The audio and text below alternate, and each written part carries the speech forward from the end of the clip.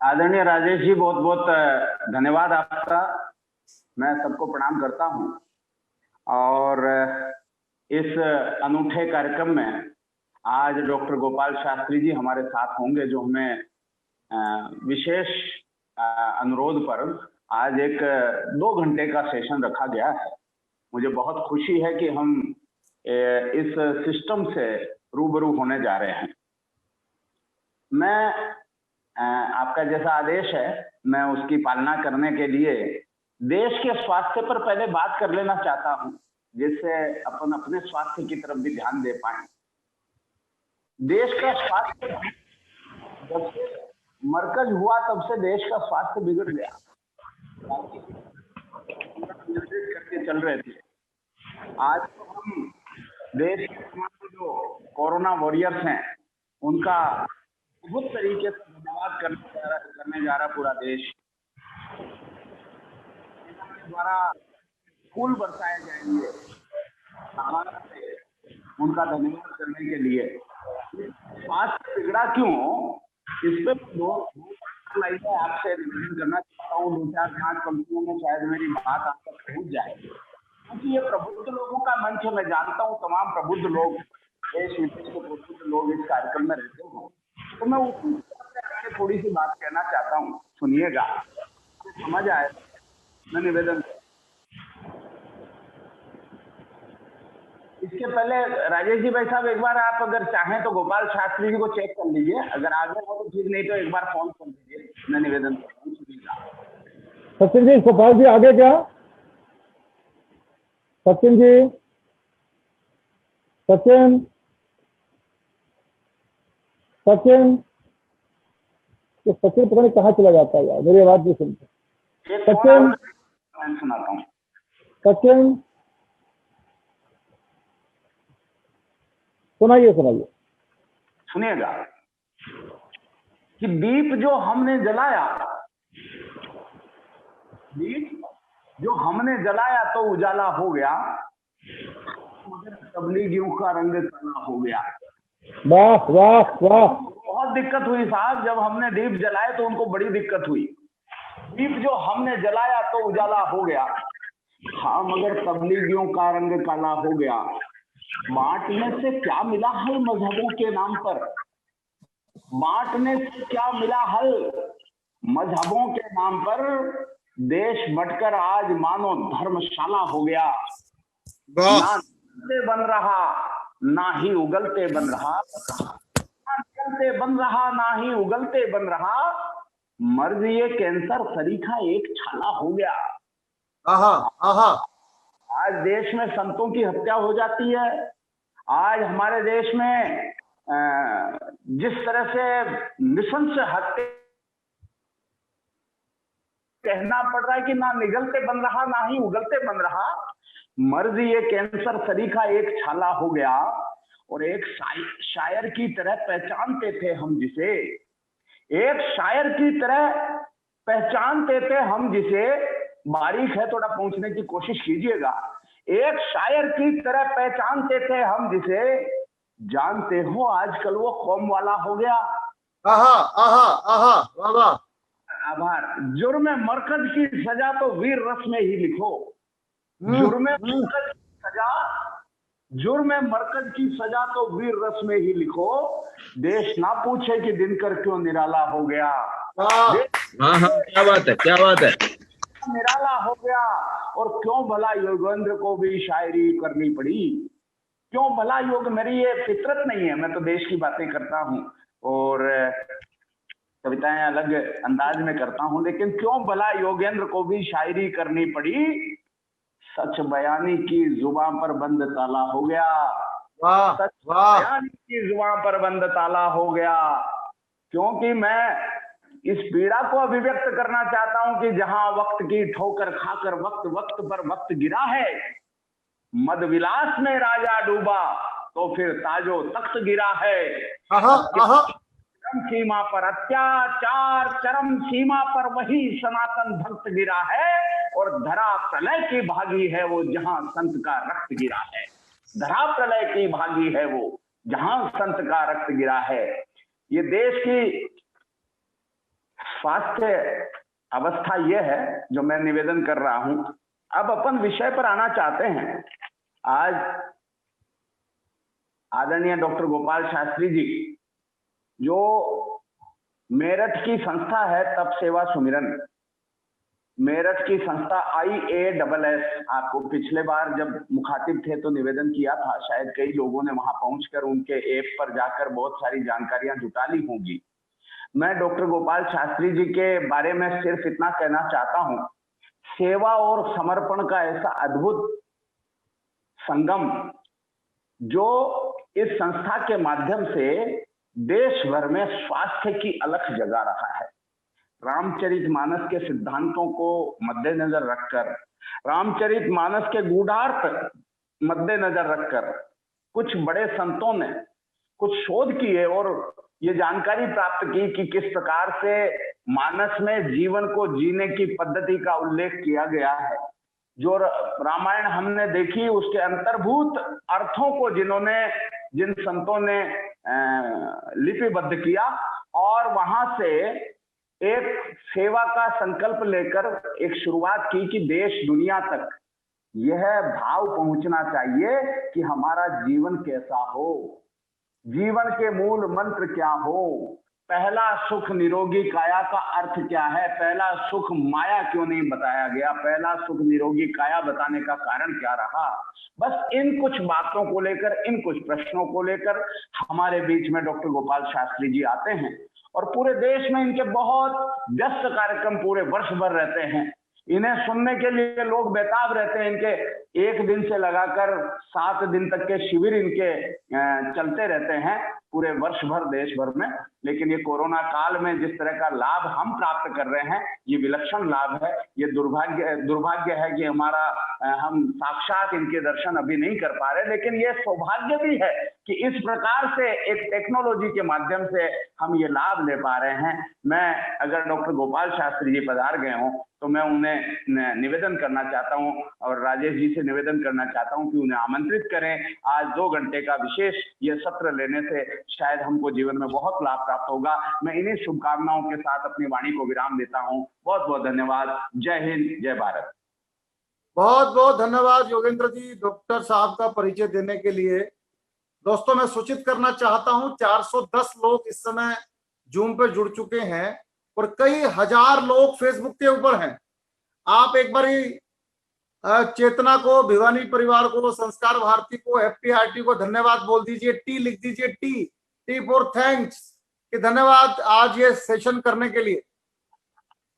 वाह, क्या कहने, एक्सेलेंट एक्सेलेंट। मैं गारंटी करता हूं आज से आपकी जिंदगी बदल जाएगी। अद्भुत सेशन है, मेरी जिंदगी बदल चुकी है, आपकी भी बदलेगी। इसके लिए ये सेशन किया गया है। सचिन गोपाल जी आगे क्या? सचिन श्यामा शास्त्री जी जुड़ चुकी हैं। उनको उनके साथ जोड़ दो जी, और उनको को होस्ट बना दीजिए। को होस्ट हैं, तो वीडियो जोड़ने का प्रयास कर रही हैं, शीघ्र ही हमारे साथ होंगे। ओके, बहुत अच्छा। दोस्तों, डॉक्टर साहब का म्यूट आ रहा है, उनको अनम्यूट करना होगा। आप जाके करिए उनके पास, वो हम यहाँ से नहीं कर पाएंगे। श्यामा जी, सचिन जी नहीं करेंगे? सचिन जी के हाथ में स्विच नहीं है अनम्यूट कर। सचिन किस नाम से फोन है उनका फोन किस नाम से है श्यामा जी?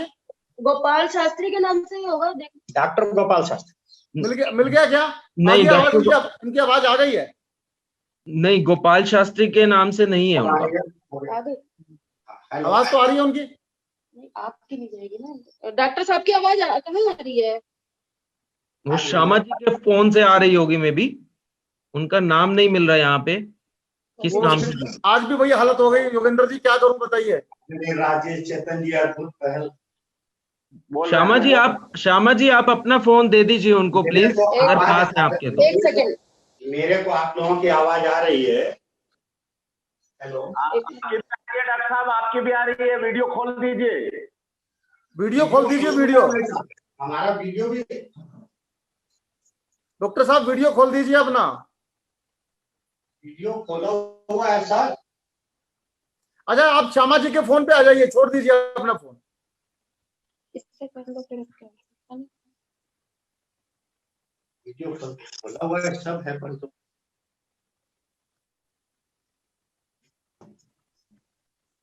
इनको अनम्यूट करने के लिए बोल रहे हैं ना कि आप खुद नहीं अनम्यूट कर सकते हैं, होस्ट करेगा, बट मेरे को इनका नाम नहीं दिख रहा है म्यूट करने अनम्यूट करने के लिए।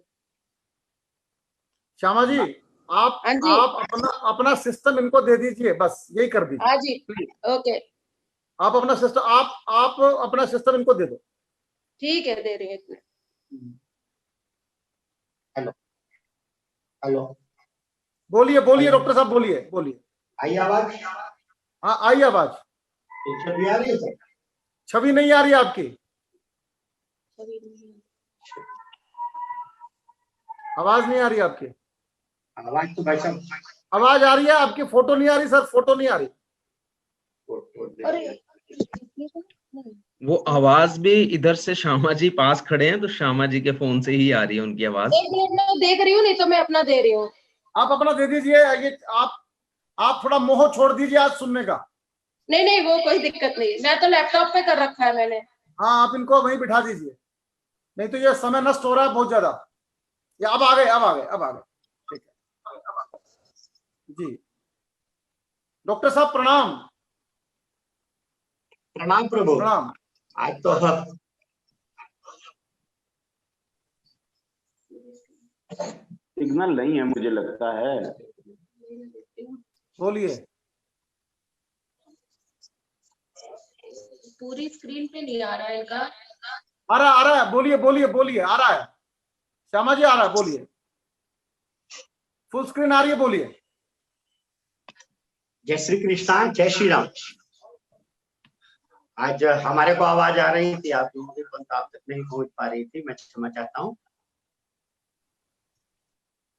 नमस्कार सभी भाई बहनों को। नमस्कार गुरुदेव, नमस्कार। स्वागत, आपका स्वागत।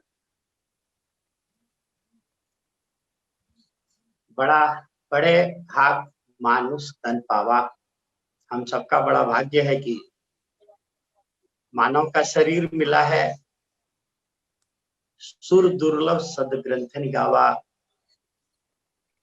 ऐसा शास्त्रों में लिखा है कि ये देवताओं को भी दुर्लभ शरीर है। जैसा कि मैंने 29 तारीख को चर्चा की थी कि परमात्मा ने ये मानव शरीर जो दिया है, ये बड़ा दुर्लभ शरीर है। इसमें बहुत खास चीजें परमात्मा ने दी हुई हैं। इसमें मानव शरीर एक ऐसा शरीर है। हम अभी कुछ समय पहले गुजरात में थे। कृष्ण जन्माष्टमी का उत्सव था। देखा कि माखन मिश्री का भोग लग रहा है। सब जिसके घर जाता था प्रसाद माखन मिश्री का भोग मिल रहा था। 2 दिन खाया, खाते खाते उब गया। सोचने लगा कि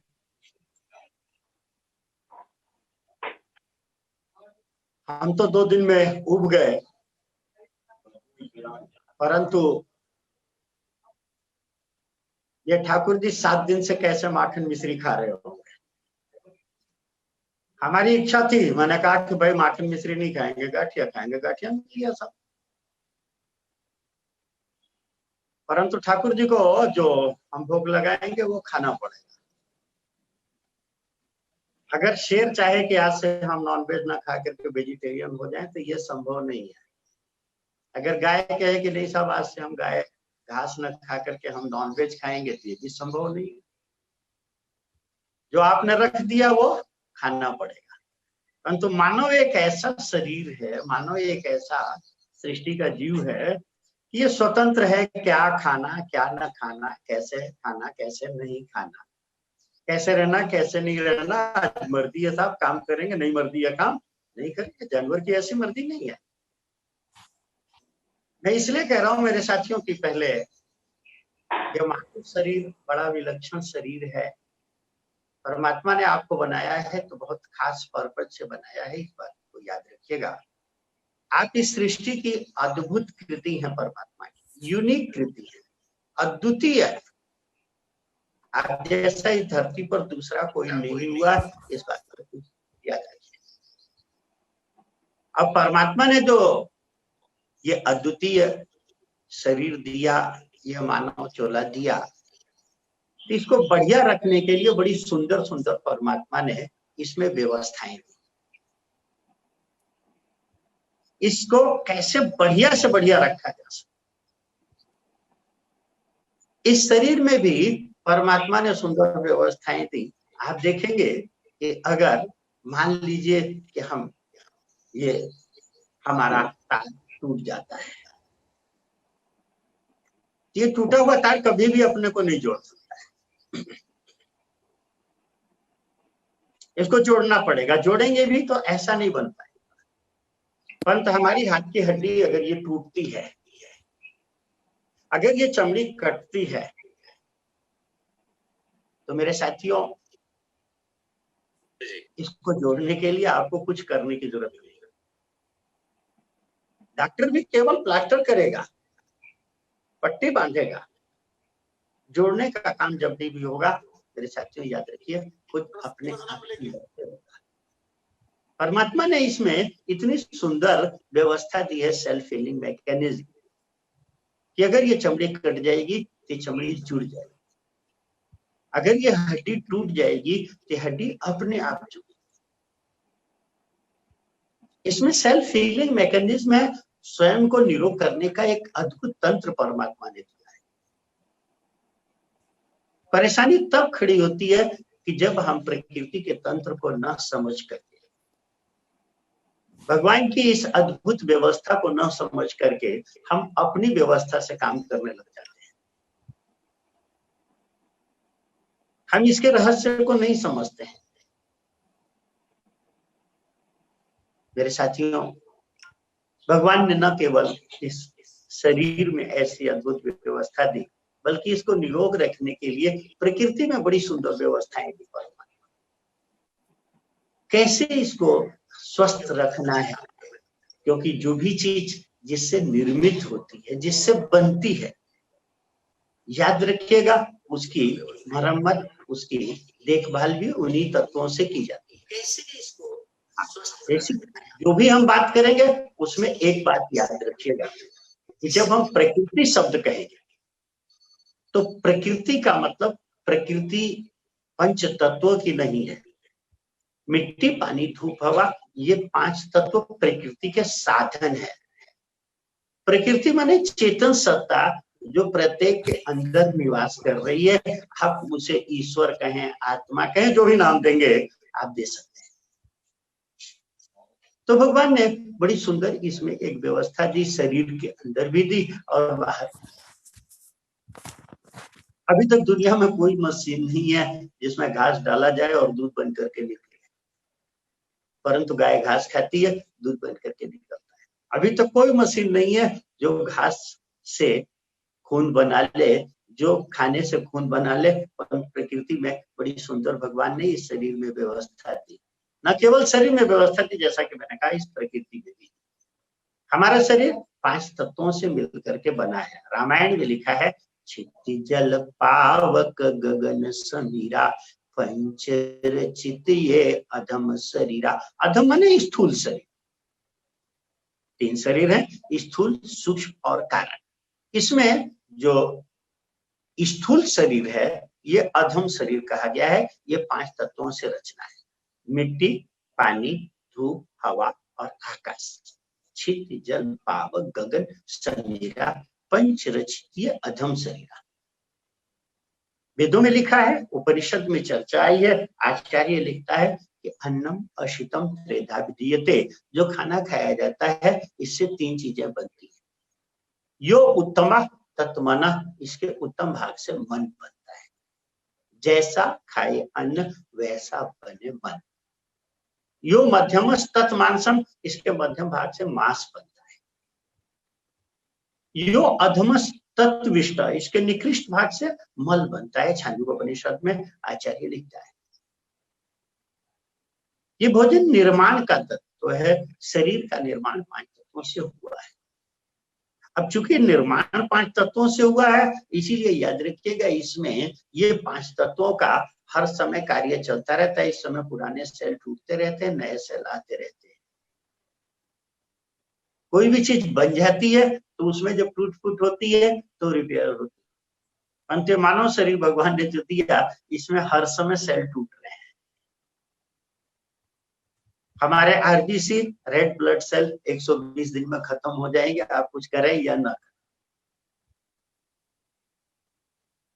हमारे शरीर में अनगिनत सेल टूटते हैं, अनगिनत सेल उसकी जगह बनते हैं।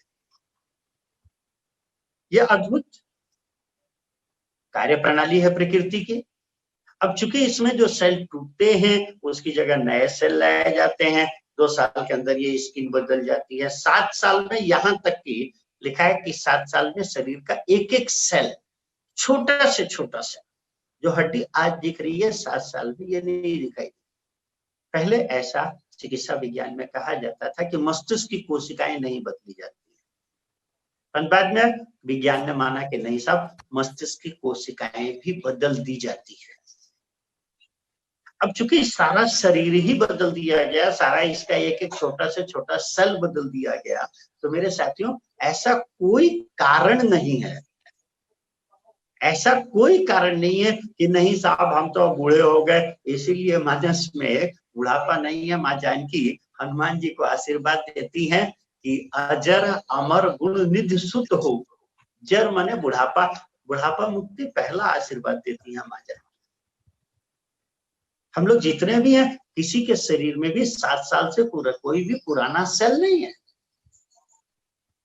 अब जब कोई पुराना सेल है ही नहीं तो बूढ़ा कौन होगा? ठीक है साहब, मॉडल हो सकता है कि कोई 50 मॉडल हो, कोई 60 मॉडल हो, कोई 40 मॉडल हो। 1940 मॉडल बहुत से हो सकते हैं, हमने से बहुत से हो सकते हैं। 1980 मॉडल हमने से भी कोई बैठा हो, मॉडल हो सकता है, पर बुढ़ापा नहीं आ सकता है। बुढ़ापा मानस के अनुसार, क्योंकि इसमें सेल बदल रहे। हाँ, एक बात है कि जब इसमें पंच तत्वों में विकृति आई तो हमारी आकृति में भी परिवर्तन आएगा, हमारे शरीर में भी परिवर्तन आने लग जाएगा। अगर इस प्रकृति में विकृति आई, 5 तत्वों में अगर कहीं हमने विकृति, अब ओरिजिनल माल डालेंगे तो ओरिजिनल रहेगा, डुप्लीकेट डालेंगे तो डुप्लीकेट हो जाएगा। तो हम लोगों को इस बात को खूब अच्छी तरह से ध्यान रखना है कि शरीर में जो डाला जा रहा है वो बहुत महत्वपूर्ण है। डालने से भी ज्यादा महत्वपूर्ण है क्यों डाला जा रहा है, इसकी चर्चा हम लोग अभी करेंगे।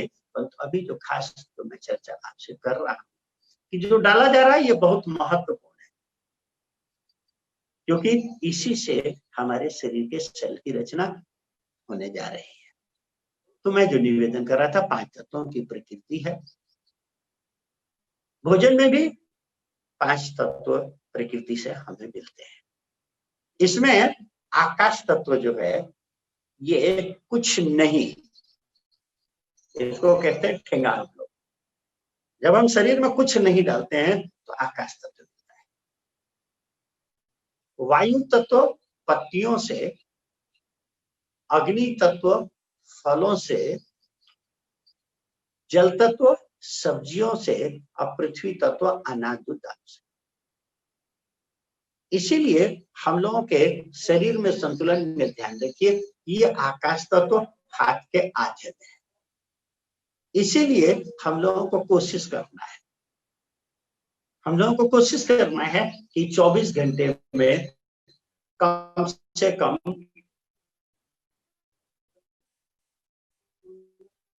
12 से 14 घंटे हम लोग। मानस में बड़ा सुंदर विज्ञान रैशनल फास्टिंग कहता है, मानस में इसकी बहुत सुंदर चर्चा है। रामायण में तो यहाँ तक लिखा है, नारद मुनि पार्वती को उपदेश करते हैं कि तप आधार सब सृष्टि भवानी, करो सो तप तुम से जिए जानी। ये तप बड़ा महत्वपूर्ण है, उपवास बहुत महत्वपूर्ण है। अभी कुछ दिनों पहले एक बहुत ज्यादा वीडियो एक बहुत वायरल हुआ था, अगर देखा हो आप लोगों ने तो इसमें जापानीज डॉक्टर का वीडियो था जो कहता है कि हमारे शरीर में एक अद्भुत विशेषता है कि जो हम खाते हैं उससे हमारे सेल बनते हैं। जब हम नहीं खाते हैं तो हमारा शरीर अपने पुराने संग्रह जो हुआ है फैट आदि, इससे अपना काम चलाता है। कोशिकाओं का काम उस संचय से चलता है। नॉर्मल कोशिका अगर एक रोटी खाती है तो शरीर में जो एबनॉर्मल कोशिका है उसको 4 से 6 रोटी चाहिए, अर्थात बहुत ज्यादा चाहिए। अगर आदमी खाना बंद कर दे कुछ समय के लिए तो नॉर्मल कोशिका, सामान्य कोशिका तो अपना उससे काम चला सकती है जो शरीर में संचय फैट आदि है, परंतु एबनॉर्मल कोशिका को उससे काम नहीं चलेगा और ये एबनॉर्मल कोशिकाएं भूखा मरने लग जाएंगी। ये सामान्य विज्ञान है, परंतु जापानी डॉक्टर एक और आगे बढ़कर के कहता है कि जब हम खाना नहीं डालते हैं और सामान्य कोशिकाओं को जब भोजन नहीं मिलता है तो ये सामान्य कोशिकाएं असामान्य कोशिकाओं को खाने लग जाती है। और सभी को मालूम है कि कैंसर जैसी जो कोशिकाएं हैं ये असामान्य एबनॉर्मल कोशिकाएं हैं। तो डॉक्टर कहता है कि ये सामान्य कोशिकाएं असामान्य कोशिकाओं के एबनॉर्मल कोशिकाओं को खा जाएंगी, ये कैंसर आदि अपने आप खत्म। प्रश्न करने वाले ने उनसे पूछा कि एक आदमी को एक दिन में कितने घंटे कम से कम ना खाए तो काम चले, तो उसने कहा कि 12 से 14 घंटे। बड़ा खुश हुआ, कहता है कि हमारे बुजुर्गों ने कहा था कि बेटा सूर्यास्त से पहले खाना खा लेना और अगले दिन पूर्ण सूर्य को जल चढ़ाने के बाद ही कुछ खाना। स्वाभाविक है कि 12 से 14 घंटा अपने आप हो जाता है। हमारे यहाँ शास्त्रों में 12 से 14 घंटे का अर्ध उपवास का विधान है। चिकित्सा विज्ञान भी अर्ध उपवास की चर्चा करता है। मेरे साथियों, अगर हो सके तो कोशिश करें कि 12 से 14 घंटे, रात को 8 बजे खाना खाया तो सुबह 10 बजे तक हमें कोशिश करना है कि शरीर में कुछ न देना। 10 बजे रात को खाना खाया, सुबह 12 बजे। हाँ, जो लोग शाम को 5 या 6 बजे ले रहे हैं, ठीक है, सुबह 7-8 बजे वो लोग ले सकते हैं। हमारे यहाँ शास्त्रों में पाक्षिक, साप्ताहिक, मासिक और फिर अर्धवार्षिक उपवासों की चर्चा नवरात्र आदि की आई है। उस वैज्ञानिक से पूछा गया कि एक आदमी अगर साल में कितने दिन खाना ना खाए तो ये एबनॉर्मल कोशिकाएं खत्म हो सकती है। तो वो कहता है कि अगर 22 से 24 दिन एक व्यक्ति खाना ना खाए, बड़ा खुश हुआ, कहता है हमारे यहाँ तो शास्त्रों में जो 4 नवरात्र बने, 9 चौके 36, बोले 4 नहीं तो कंपलसरी रूप से 2 नवरात्र 18 दिन तो कम से कम उपवास करें। हमारे यहाँ पाक्षिक उपवास एकादशी और प्रदोष, अमावस्या, पूर्णमासी का विधान है। महीने में 2 तो साल में 24 वैसे ही हो जाते हैं। मेरे साथियों, जगह जगह देखें तो उपवास की चर्चा आई। उपवास का मतलब मैंने निवेदन किया 29 तारीख को कि उप माने समीप, पास माने बैठना। जिस क्रिया के द्वारा हम आत्मा के नजदीक जाते हैं, उस सूक्ष्म सत्ता के नजदीक जाते हैं।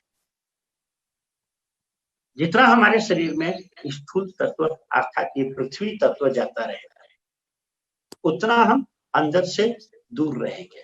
अंदर जाने के लिए, उस परमात्मा से जुड़ने के लिए, सूक्ष्मतम सत्ता से जुड़ने के लिए, क्योंकि 5 तत्वों का शरीर, जैसा मैंने कहा था, ये सृष्टि भी है और ये छठा तत्व महत्त्व है।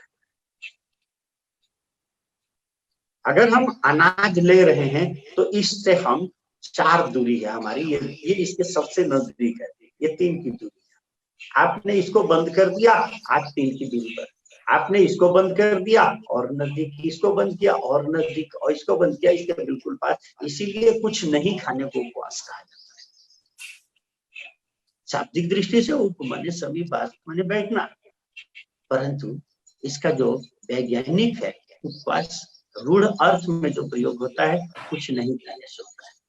मैं बार बार इसलिए इसकी चर्चा कर रहा हूँ कि समाज में एक भ्रांति है कि साहब क्या खाओ।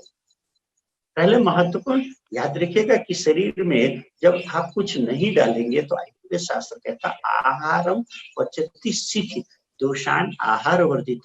जब आप खाना खाते हैं जीवनी शक्ति सफाई से खाना आपको पचाती है, जब खाना नहीं खाते हैं जीवनी शक्ति सफाई से।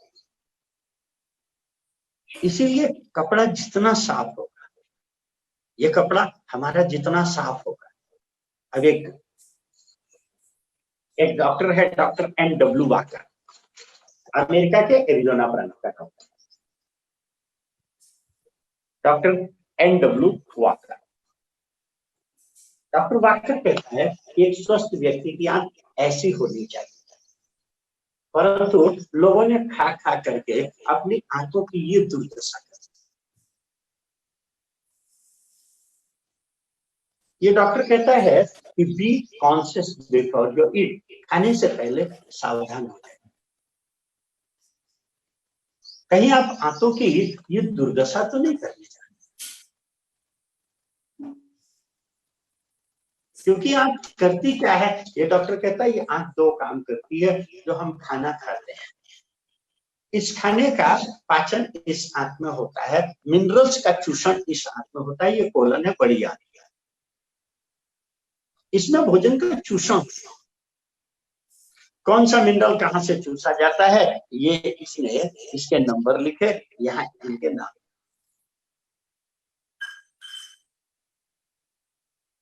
कहता अगर ये आंख ऐसी हो गई, इसमें एब्जॉर्ब होने वाला चूसा जाने वाला मिनरल नहीं चूसा जाएगा, आपकी बॉडी में डिफिशियंसी ऑफ फूड पैदा होगा, कुपोषण जन्य बीमारियां।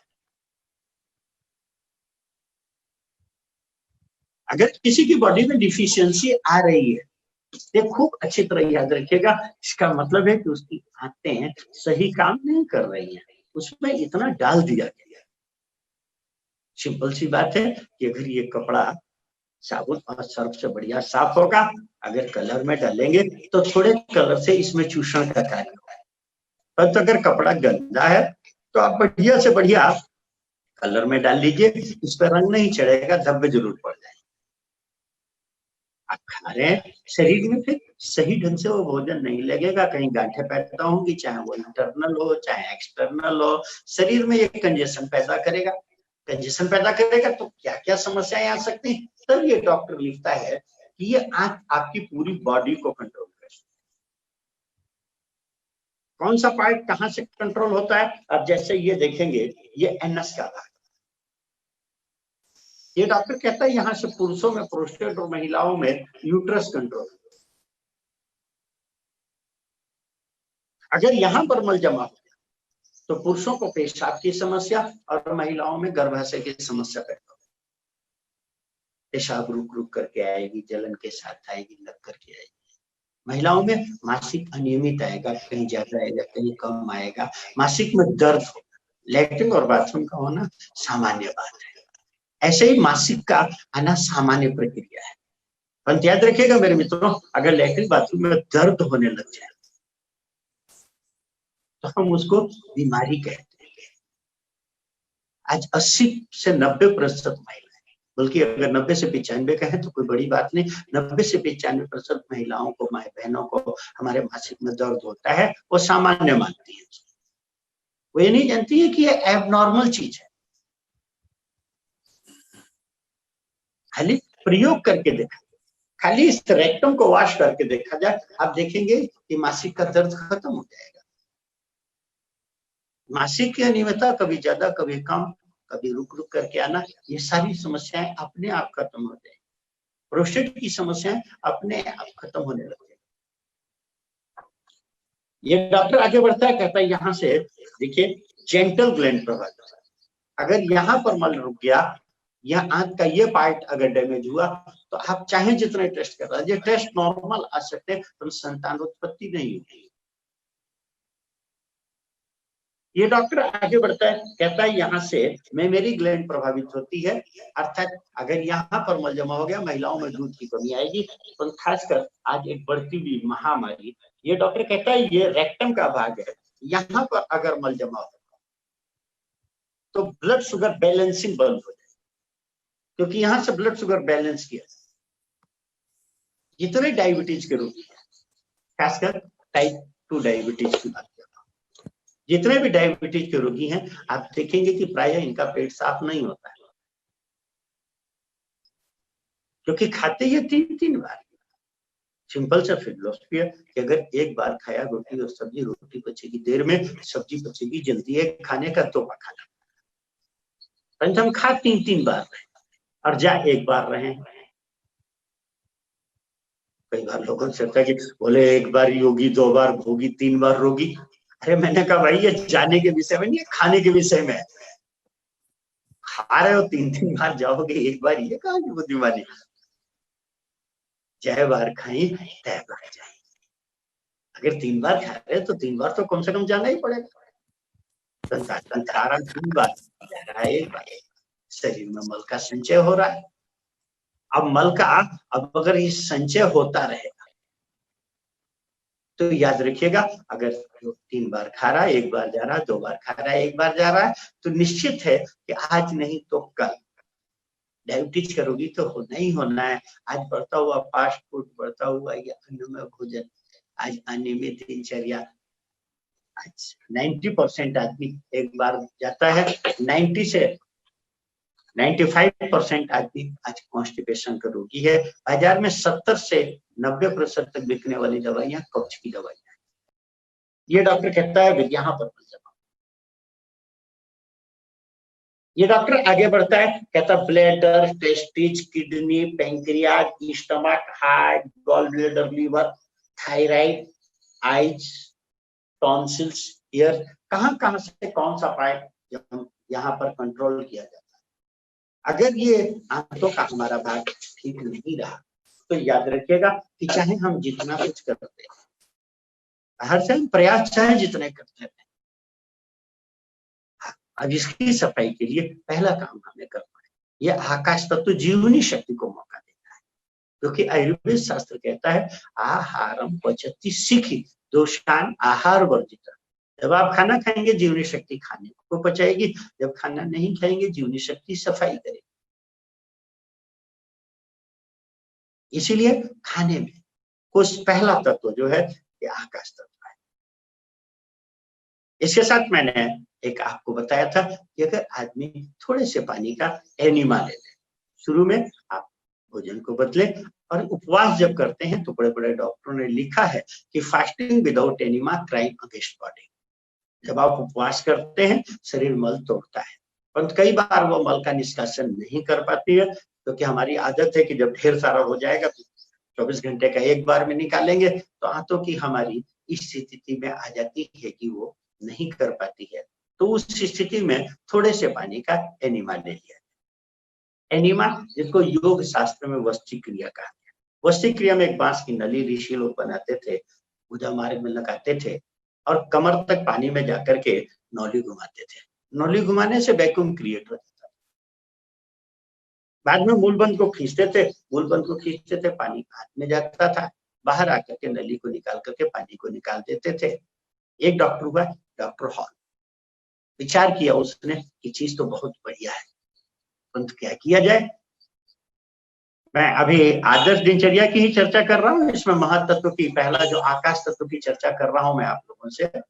मैं समझ रहा हूँ कि आप लोग क्या खाएं क्या ना खाएं ये जानना चाहते हैं, परंतु ये महत्वपूर्ण है कि ये भोजन जो आप करेंगे इसमें आकाश तत्व जो हमने भोजन से गायब कर दिया, इसीलिए मैं इसकी चर्चा कर रहा हूँ। मैं आपकी चर्चा पर आ रहा हूँ कि आपको क्या खाना है, इन 4 तत्वों का भी समावेश बताऊंगा, पर पहले इस उपवास को समझ लें, क्योंकि बहुत महत्वपूर्ण है हमारे शरीर में 60%। तो डॉक्टर हॉल ने जब देखा कि ये ऋषि मुनियों ने जो बनाया ये तो बहुत गजब की चीज है, क्योंकि हम मुंह में खाना डालते हैं, जितनी बार खाते हैं उतनी बार कुल्ला करते हैं।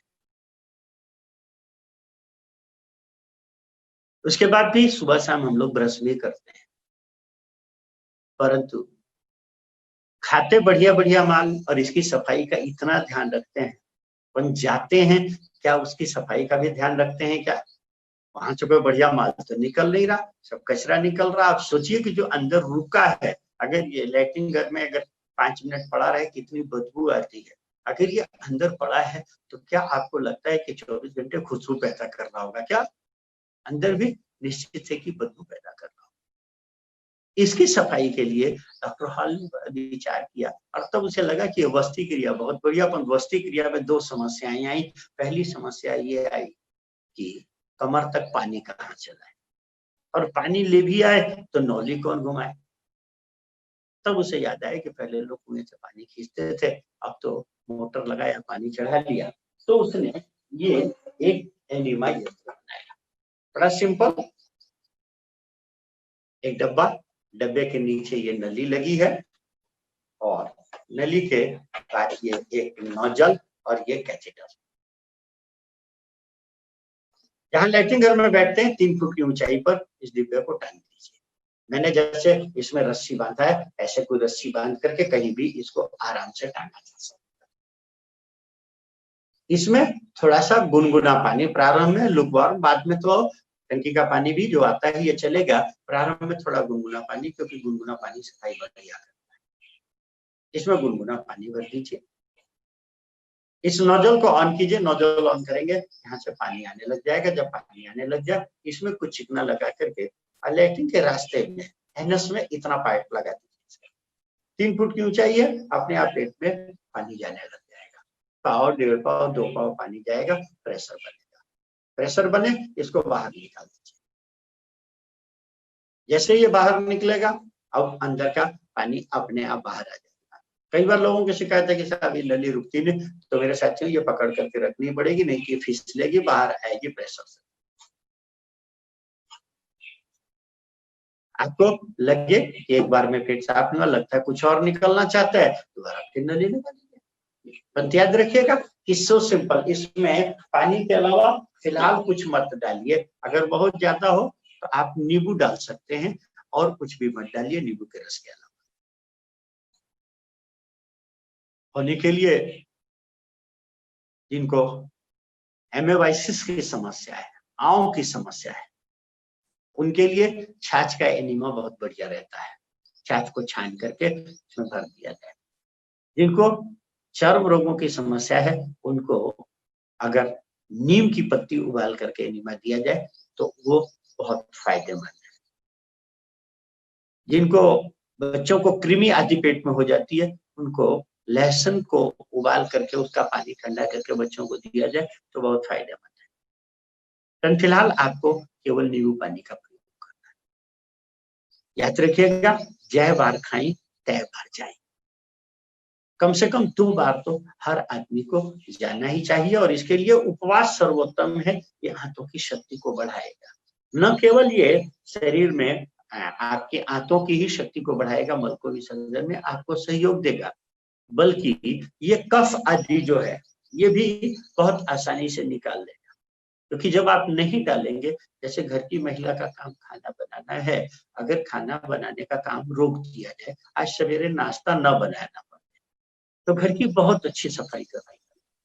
अगर दोपहर में भी उसको खाना नहीं बनाना पड़े, तो घर में फिर जो डब्बे में दाल सड़ रही है, कुछ और हो रहा है, महिला डब्बे को खोलती है, देखिए डब्बे में दाल सड़ रही है।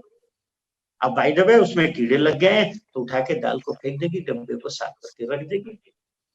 परंतु अगर उसने देखा कि डब्बे में दाल जो है ये सड़ी नहीं है, परंतु पुरानी हो गई, तो धूप लग जाएगी, यूज कर लेगी।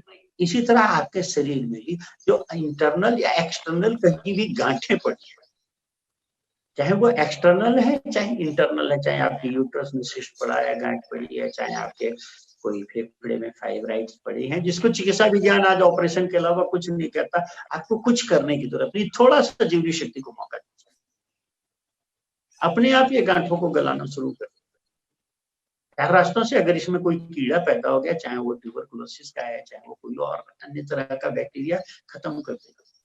परंतु अगर ये सिंपल मांस की गांठ है तो वो उसको यूज कर लेगा।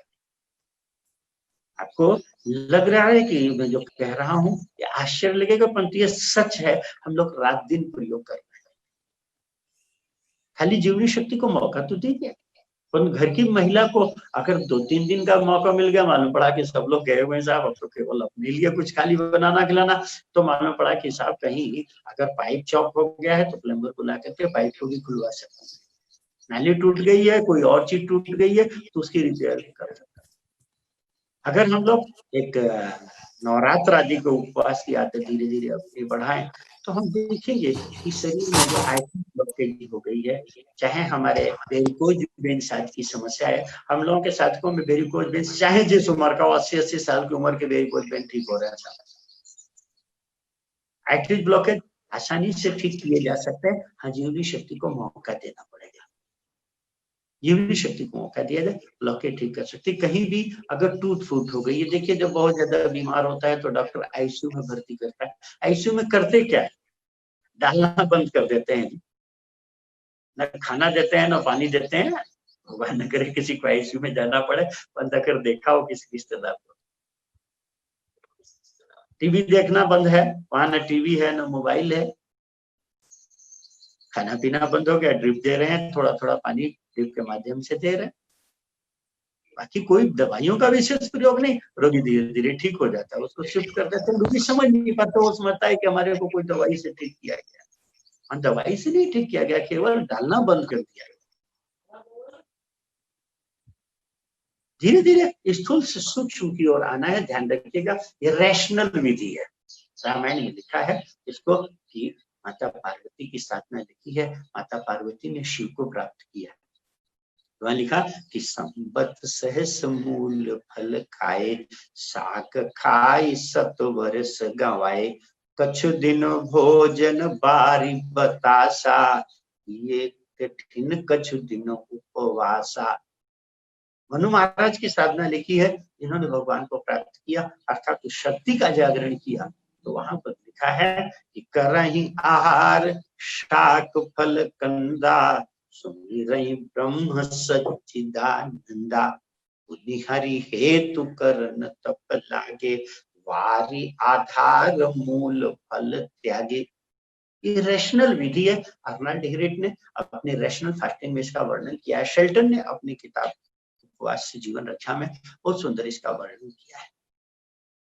मेरे साथियों, आधुनिक विज्ञान ने जिसे रैशनल विधि दी है, मैं इसलिए बार बार इस पर जोर दे रहा हूँ कि ये हमने अपने भोजन से त्याग दिया। सवेरे उठते ही हर आदमी बस ये लगा है कि क्या खा लूं, किसको खा लूं और कितना खा लूं। जिससे चर्चा कीजिए, हर व्यक्ति डॉक्टर साहब ये बताइए कि क्या खाऊं। अरे भाई क्यों खाऊं, इसको समझो, खाने के रोल को समझो। ये 5 तत्वों का हाँ, जब आप इसको ब्रेक करेंगे तो ध्यान रखिएगा, ये जो कहा जाता है कि ब्रेकफास्ट इज ए किंग, ये गलत है। ये जो अन्न में भोजन सीधे यहाँ से स्टार्ट, इसको जब ब्रेक करेंगे तो इसको अन्न नहीं ले सकते। आपको इसको जूस के माध्यम से ही इसको खत्म करना होगा। इस उपवास को जब ब्रेक करेंगे, फास्ट को ब्रेक करेंगे, तो कुछ लिक्विड फॉर्म से, इसमें कोई जूस, और इसमें भी ध्यान रखिए कि जैसा मैंने बताया तो दिन भी कि ये वायु तत्व पत्तियां और अग्नि तत्व फल, कुछ पत्तियों का प्रयोग करना। धनिया है, पुदीना है, पालक है, जो भी पत्तियां आसानी से मिल जाए आपको, बेलपत्र है, दूर्वा है। इसमें भी जैसा कि मैंने उस दिन कहा था कि अगर किसी को कैंसर है तो कुछ शीशम की पत्ती बहुत लाभकारी है। डायबिटीज वालों के लिए सीताफल, शरीफा भी हमारे उत्तरी भारत में जिसको कहते हैं। जिनको ब्लड प्रेशर की समस्या है उनके लिए कढ़ी पत्ता बहुत बढ़िया है। जिनको ये समस्याएं आनी शुरू हो गई, बाल झड़ने हो गए, जिसके चश्मे लग गए हैं, उन लोगों के लिए धनिया की पत्ती बहुत बढ़िया है। गुजरात में उसको कोथमीर। मेरे साथियों, जिनको इंटरनल एक्सटर्नल ब्लीडिंग हो रही है, दूब घास तो गणपत जी को चढ़ती है, बहुत फायदेमंद। आयरन की दृष्टि से जिनको खून की कमी है, उनको पालक की पत्ती बहुत बढ़िया रहेगी। सभी जानते हैं कि प्लेटलेट्स की कमी है तो पपीते की पत्ती बहुत बढ़िया है। बाकी आपको जो भी पत्तियां आसानी से, जो भी पत्तियां, अब लीवर वालों के लिए मूली की पत्ती बहुत बढ़िया है। किडनी के लिए एलोवेरा सभी जानते हैं। परंतु यहाँ पर एक 60 घास आती है, इसको पुनर्नवा हिंदी में कहते हैं। बहुत गजब की चीज है। बाकी आपको जो भी पत्तियां मिले हैं, एक 30-40 ग्राम 50 ग्राम तक पत्ती ले लीजिए, धोइए, काटिए, मिक्सी में डालिए। इसमें सीजन की दृष्टि से कभी कोई फल या कंद, कभी गाजर है, कभी लौकी है, कभी कद्दू है, कभी सेब है, कभी टमाटर है, कभी अंगूर है, जो भी सीजन की चीज मिलती है, एक 150-200 ग्राम वो भी डाल दीजिए। इससे स्वाद पत्तियों का थोड़ा दबेगा, क्योंकि वो बच्चों को और बहुतों को रुचि नहीं आती है उसमें, तो बदल देंगे स्वाद भी इसका। अब इसको बढ़िया पानी डाल करके चलाइए, छान दीजिए। स्वाद के लिए इसमें नींबू मिलाइए, इमली का रस मिलाइए, चाहे आप कोकम मिलाइए। स्वाद की दृष्टि से इसमें गुजराती और मराठी लोग जैसे कि हमारे थोड़ा मीठा पसंद करते हैं, तो इसमें थोड़ा शहद मिला दीजिए। शहद योगवाही है, जिसमें मिलाया जाता है उसके गुणों को बढ़ा देता है। थोड़ा शहद डालिए इसमें। थोड़ा नहीं हो तो काला नमक भी डाल सकते हैं, बढ़िया टेस्टी बनाइए पहले, क्योंकि जो रुचे सो पचे। और इसको बढ़िया, गर्मी का सीजन है, बढ़िया फ्रिज में रख करके ठंडा करके पीजिए, कोई मना नहीं है। परंतु याद रखिएगा कि सिप करके पिएंगे, गटागट नहीं। जितना हम सिप करके चीज लेंगे, सलाइवा मुंह में जाएगी, उसका पाचन बहुत बढ़िया होगा, पोषण उससे बहुत बढ़िया, बड़ा फायदेमंद है। इन पत्तियों में क्लोरोफिल बहुत महत्वपूर्ण तत्व है। क्लोरोफिल शरीर में इम्यूनिटी सिस्टम को बढ़ाता है, रक्षा प्रणाली को हमारे मजबूत करता है। आज जो विश्व में बड़ी भारी समस्या आ रही है, आज हमारे परिवार में पत्तियां गायब हो गई। पहले पत्तियां कच्ची जरूर खाई जाती थी, आज पत्तियों का प्रयोग बंद हो गया है। खाया भी कभी तो कभी हमने, ठीक है गुजराती भाई हैं तो ठेपला आदि बना लिया, हमारे पंजाबी भाई हैं तो ठीक है आपने पालक पनीर बना लिया, परंतु याद रखिएगा इससे क्लोरोफिल नहीं मिलेगा। क्लोरोफिल आग पर चढ़ते ही नष्ट होता है।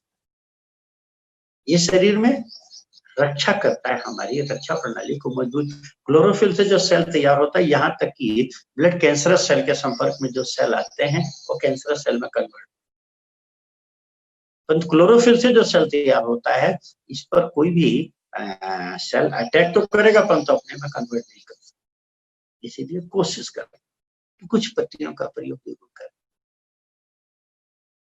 आज हर तीसरी बहन हमारी थायराइड से पीड़ित है, भाइयों में भी काफी समस्या है थायराइड की। सभी जानते हैं थायराइड के लिए आयोडीन प्रमुख तत्व जिम्मेदार तत्व। अब ये आयोडीन पत्तियों में, वैसे तो सी फूड में बहुत ज्यादा होता है आयोडीन, परंतु पत्तियों में पर्याप्त मात्रा में पाया जाता है। परंतु इसकी भी विशेषता है कि आग पर चढ़ते ही नष्ट हो जाता है, ये वाष्पीकरण से नष्ट हो जाता है। इसीलिए जूस को गर्म नहीं करना है, ये ठंडा जूस लीजिए, सिप करके लीजिए। दोपहर में इन्हीं पत्तियों की चटनी बना लीजिए। पहले हमारी कहावत थी, हमारे बुजुर्ग कहते थे कि खाने में कुछ हो चाहे न हो, खाने में कुछ हो चाहे न हो, बोले चटनी रोटी। मैंने जानने की कोशिश की आखिर ये चटनी में ऐसी क्या विशेषता है, क्योंकि हमारा गुजरात है, महाराष्ट्र है, राजस्थान है, इन प्रांतों में चले जाइए तो अभी भी खाने में चटनी जरूर परोसी जाएगी। मैं यूपी की, दिल्ली की, मध्य प्रदेश की, बिहार की बात इसलिए नहीं कर रहा हूँ, यहाँ तो लोग मूली पर भी चटनी लगा के खाते, गाजर पर भी चटनी लगा के खाते, खीरा भी चटनी से खाते हैं। यहाँ तो चटनी के बिना खाना ही नहीं, यहाँ तो सिंघाड़ा तक भी चटनी से खाया जाता है। चटनी का इतना हमारे भोजन में महत्व दिया गया, क्योंकि जैसा कि मैंने उस दिन भी कहा था कि सबसे हेल्दी जानवर हाथी, सबसे मोटा जानवर हाथी, पत्तियां खा करके मेंटेन करता है। सबसे ज्यादा ताकतवर हॉर्स पावर घोड़े से नापी जाती है एचपी। घोड़ा घास से जारी करेगा तो खाएगा क्या, पुरानी कहावत। किसान से भी ज्यादा मेहनत करने वाला बैल पत्तियां खा। मेरे साथियों, आयरन की दृष्टि से पालक की पत्ती में बहुत है। अभी भी डॉक्टर्स कुछ राय दे देते हैं। कुछ लोग कहते हैं कि नहीं साहब दूध तो बहुत जरूरी है, दूध नहीं पिएंगे तो कैसे काम चलेगा, कैल्शियम के लिए बहुत जरूरी है। उन लोगों की जानकारी के लिए बता दूं, उन लोगों ने जब देखा तो पाया माँ के दूध में 80 कैल्शियम, गाय के दूध में 160, भैंस के दूध में 210 कैल्शियम। परंतु आपकी जानकारी के लिए शलजम की पत्ती में 800 कैल्शियम, इमली की पत्ती में 1400 कैल्शियम, शहदम की पत्ती में 1500 कैल्शियम, जीरे में 1600, अजवाइन में 1700। डॉक्टर छाबड़ा की रिपोर्ट पढ़ रहा था कि सरसों की पत्ती में 3095 कैल्शियम। हमारे 3 प्रांत दूध बहुत पीते हैं। एक हमारा गुजरात दूध बहुत पीता है, सारा दूध को जमा करके कहीं लस्सी बनाएगा, कहीं छाछ बनाएगा, कहीं श्रीखंड बनाएगा। एक हमारा राजस्थान दूध बहुत पीता है, दूध को जला करके। जितने ये मावा, बर्फी है, पेड़ा है, ये सारी राजस्थानी मिठाइयां आप देखेंगे दूध को जला करके। तीसरा हमारा बंगाल बहुत दूध पीता है, वहां सारा दूध को फाड़ करके जितनी छेने की मिठाइयां बनती है, रसगुल्ला है। परंतु मेरे साथियों, बड़ी मजे की बात है कि इन तीनों प्रांतों में पहलवान नहीं होते हैं।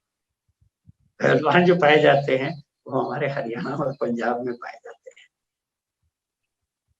और सभी जानते हैं पंजाबी खाने का मतलब मक्के की रोटी, सरसों का साग। इसीलिए मैं बार बार कह कि थोड़ा पत्तियों का, इसमें भी कुछ कच्ची, क्योंकि आग पर चढ़ने के बाद क्लोरोफिल नष्ट हो जाएगा, आग पर चढ़ने के बाद आयोडीन मिनरल्स कुछ नष्ट होने लग जाते।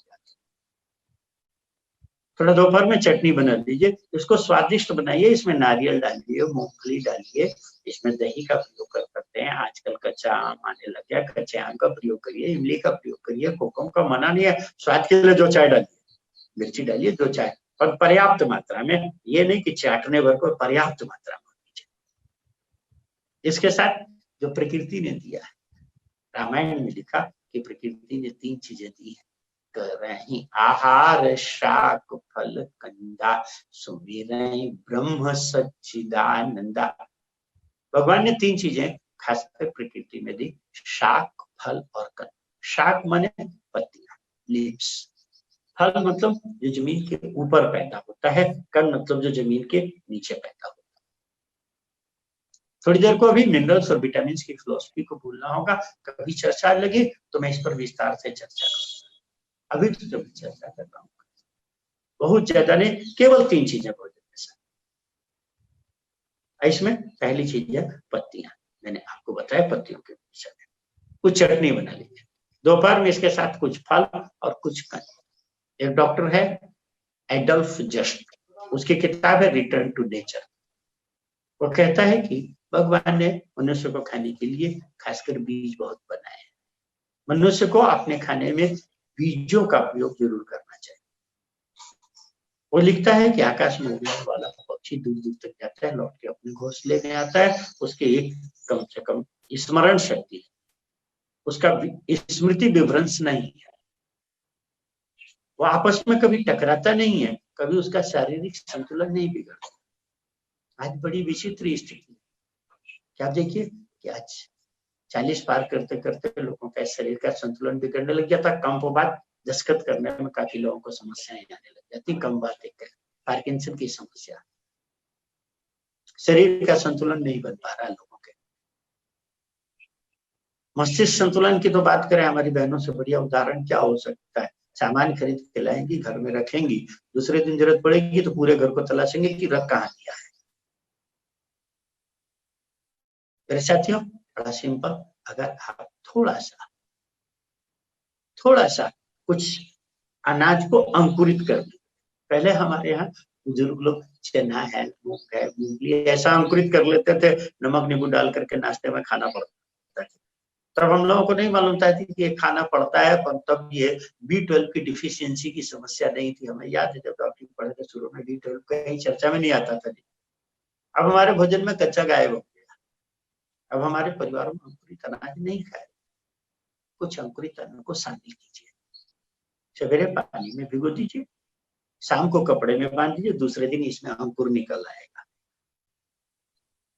खासकर विटामिन के आदि के लिए गेहूं को भी अंकुरित करके खाया जा सकता है, तो गेहूं थोड़ा चबाना ज्यादा पड़ता है, एकदम चिंगम जैसा हो जाता है, इसलिए गेहूं खाना हो तो अलग से खाए, बाकी सारे को आराम से डाला जा सकता है।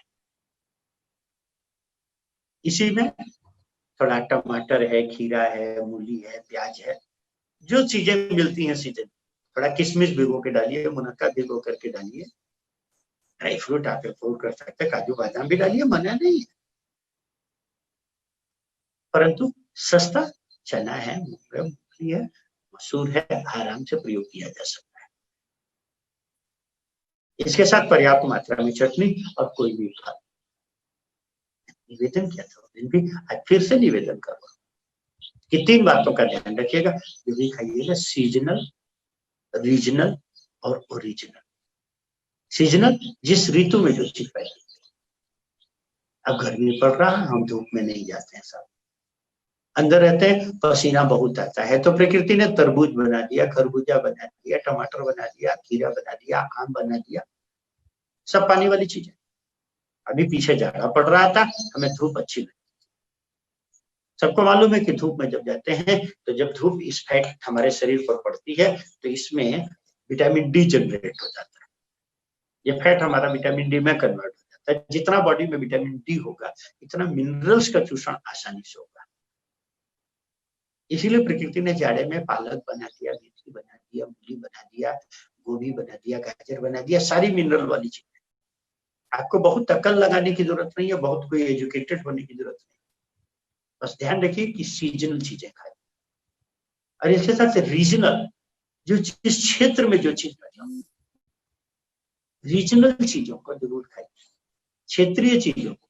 पीछे मैं शिमला यूनिवर्सिटी में गया साहब, जहां तक नजर, जो आप में से गए हिमाचल में, जहां तक नजर सेब और सेब के जंगल। लौट करके आया तो साहब नागपुर एक भी सेब का पेड़ नहीं, नागपुर में लेक्चर के लिए गया, एक भी सेब का पेड़ नहीं। सोचने लगा एक ही ऋतु में वहां सेब और यहाँ संतरा, सेब का पेड़ क्यों नहीं? तो पाया कि वहां सब ज्यादा पड़ रहा था तो आयरन वाली चीज, और यहाँ गर्मी पड़ रही तो विटामिन सी पानी वाली चीज। आपको कोई सोचने की जरूरत, आप कहेंगे साहब इसके लिए तो बहुत पढ़ना पड़ेगा कि किस ऋतु में कौन सी चीज कहाँ पैदा होती, तो मैं लोगों से हंसी में कहता हूँ कि इसके लिए कोई जरूरत नहीं। इसके लिए कभी ये समस्या है तो बाजार में चले जाओ और ये देखो कि सबसे सस्ता क्या है। जो सबसे सस्ता है, याद रखिएगा, जो सबसे सस्ता है वही सीजनल है और वही रीजनल है। इसीलिए घर में सस्ती चीजों का प्रयोग, मैं महंगी चीजों को खाने के लिए मना नहीं कर रहा हूँ, और सस्ती से सस्ती चीजों का प्रयोग जरूर कीजिए। हाँ, हमारे बुजुर्गों ने कहा था कि दिन में कच्चा रात को पक्का।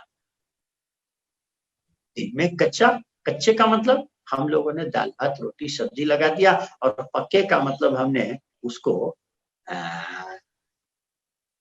पूरी कचौड़ी से जोड़ दिया। तो सच है, कच्चे का मतलब जैसा प्रकृति दे रही है। अगर शरीर को प्राकृतिक रखना चाहते हैं, बहुत बढ़िया रखना चाहते हैं, नेचुरल रखना चाहते हैं, तो याद रखिएगा कि सीजनल का प्रयोग कीजिए, रीजनल का प्रयोग कीजिए, ओरिजिनल का। एबनॉर्मल कंडीशन का नाम रोग है, आप प्राकृतिक अवस्था का नाम रोग है। जब आपके शरीर में चेंजेज आते हैं, बदलाव आते हैं, स्वाभाविक अवस्था में परिवर्तन आता है, तो उसे रोग कहते हैं मेरे मित्रों। जितना ओरिजिनल जाएगा आपका शरीर ओरिजिनल रहेगा। याद रखिएगा कि स्वाभाविक अवस्था आसान है, अस्वाभाविक अवस्था कठिन है। शरीर को स्वस्थ रखना बहुत आसान है, क्योंकि मेरे मित्र ऊपर रखना कठिन है, नीचे रखना आसान है। क्योंकि नीचे रहना स्वाभाविक है, ऊपर रहना अस्वाभाविक है। सिर का ऊपर रहना आसान है, नीचे रखना कठिन है। लोग हमसे कहते हैं साहब ये बहुत कठिन है। मैंने पूछा क्या कठिन है? बनाने के लिए सोचना कठिन है कि कच्चा खाने के लिए कठिन है? अभी गांव में मुझे जाने का मौका मिला साहब, जहाँ कुछ भी नहीं था, किसी साधक ने निमंत्रण दिया गया था, और वहां पे जब दोपहर में हुआ तो मैंने सोचा कि भाई कभी इनको क्या बताना खाने के, तो सादा किए। पर जब दोपहर में खाने का तो मालूम पड़ा वहां तो दाल भात रोटी सब्जी सब कुछ पूरा खाना लग गया, सबको बिठा दिया गया। वैसे तो कोई बात नहीं, हम लोगों के यहाँ कोई कसम नहीं है कि नहीं साहब हम नहीं खा सकते हैं, साल के 5 दिन हम लोग आश्रम में भी खाते हैं, फंक्शन होता है तो। परंतु मुझे मालूम था कि मैं कार्यक्रम के लिए गया था। साधक ने भी कहा कि अगर यहाँ पर करके दिखाइए कैसे कर सकते हैं, यहाँ कोई आसपास फल नहीं मिलता। तो देखा कद्दू की सब्जी बनी थी, लौकी की सब्जी बनी थी, कुछ मूली आदि रखी गई थी, तो मूली आदि की सलाद तो ठीक ले ली। मैंने पूछा कि लौकी और कद्दू क्या बना था, वो देख सकता हूँ कि फल है क्या घर में, तो उन्होंने ला के रख दिया। मैंने टुकड़ा निकलवाया उसका, तो साथ में चटनी रखी गई थी, चटनी ले ली, कुछ सलाद, कुछ लौकी रख ली, आलू रख लिया, कद्दू रख लिया कच्चा। मैंने कहा आप लोग शुरू करें, बोले आप। मैंने कहा मैं पहले इसको खाऊंगा, मैं देखूंगा। सबने वो खाया अपना खाना, हमने ये कच्चा खाया। लोगों ने कहा बाकी ये खाना दाल भात रोटी सब्जी। मैंने कहा कि भूख लगेगी तो शाम को खाऊंगा। चल गई, शाम को देखा कार्यक्रम में बहुत लोग, पूरा गाँव बड़ा पड़ा। मैंने पूछा कि भाई ये तुम्हारे गांव के लोग बड़ा सत्संग प्रेमी, इतने ज्यादा हेल्थ कॉन्शियस और इतने सत्संग प्रेमी, ये सब गांव पूरा इकट्ठा हो गया। बोले कि साहब ये गांव सत्संग सुनने नहीं आया है, बल्कि ये देखने आया है उस जानवर को जो गाजर मूली सब कुछ कच्चा खा सकता है। गाजर मूली के अलावा कद्दू लौकी आलू भी कच्चा खा सकता है। मेरे साथियों मैं सच कहता हूँ, कभी खा करके देखिए, कद्दू कच्चा खा करके देखिए, लौकी खा करके देखिए, आपने अभी स्वाद चखा नहीं है। स्वाद डेवलप करने की बात है अपना। हम लोग तम्बाकू खा करके तम्बाकू में स्वाद बना लेते हैं, शराब में स्वाद बना लेते हैं। अगर हम लोगों ने गाजर मूली हरी पत्तियों में स्वाद ढूंढ लिया तो उसमें कोई कठिन काम नहीं है, थोड़ा सा अभ्यास है। और ध्यान रखिए कि सीजनल खाएं, रीजनल खाएं, और दिन में ओरिजिनल जैसा प्रकृति दे उसको स्वादिष्ट बनाया जाए। स्वादिष्ट बनाने के लिए नहीं मना कर रहा हूँ, पहले हम लोग चाट मसाला नींबू नमक सब डालते थे, ये बात दूसरी की बात है। अपने आप ओरिजिनल स्वाद ज्यादा बढ़िया लगता है। आज हमें जरूरत नहीं पड़ती, अपनी आदतों को धीरे धीरे हम बदल सकते हैं। बच्चा बचपन में सीख करके नहीं पैदा हुआ, आज में हमने उसकी खराब की है नमक नींबू आदि खिलाकर।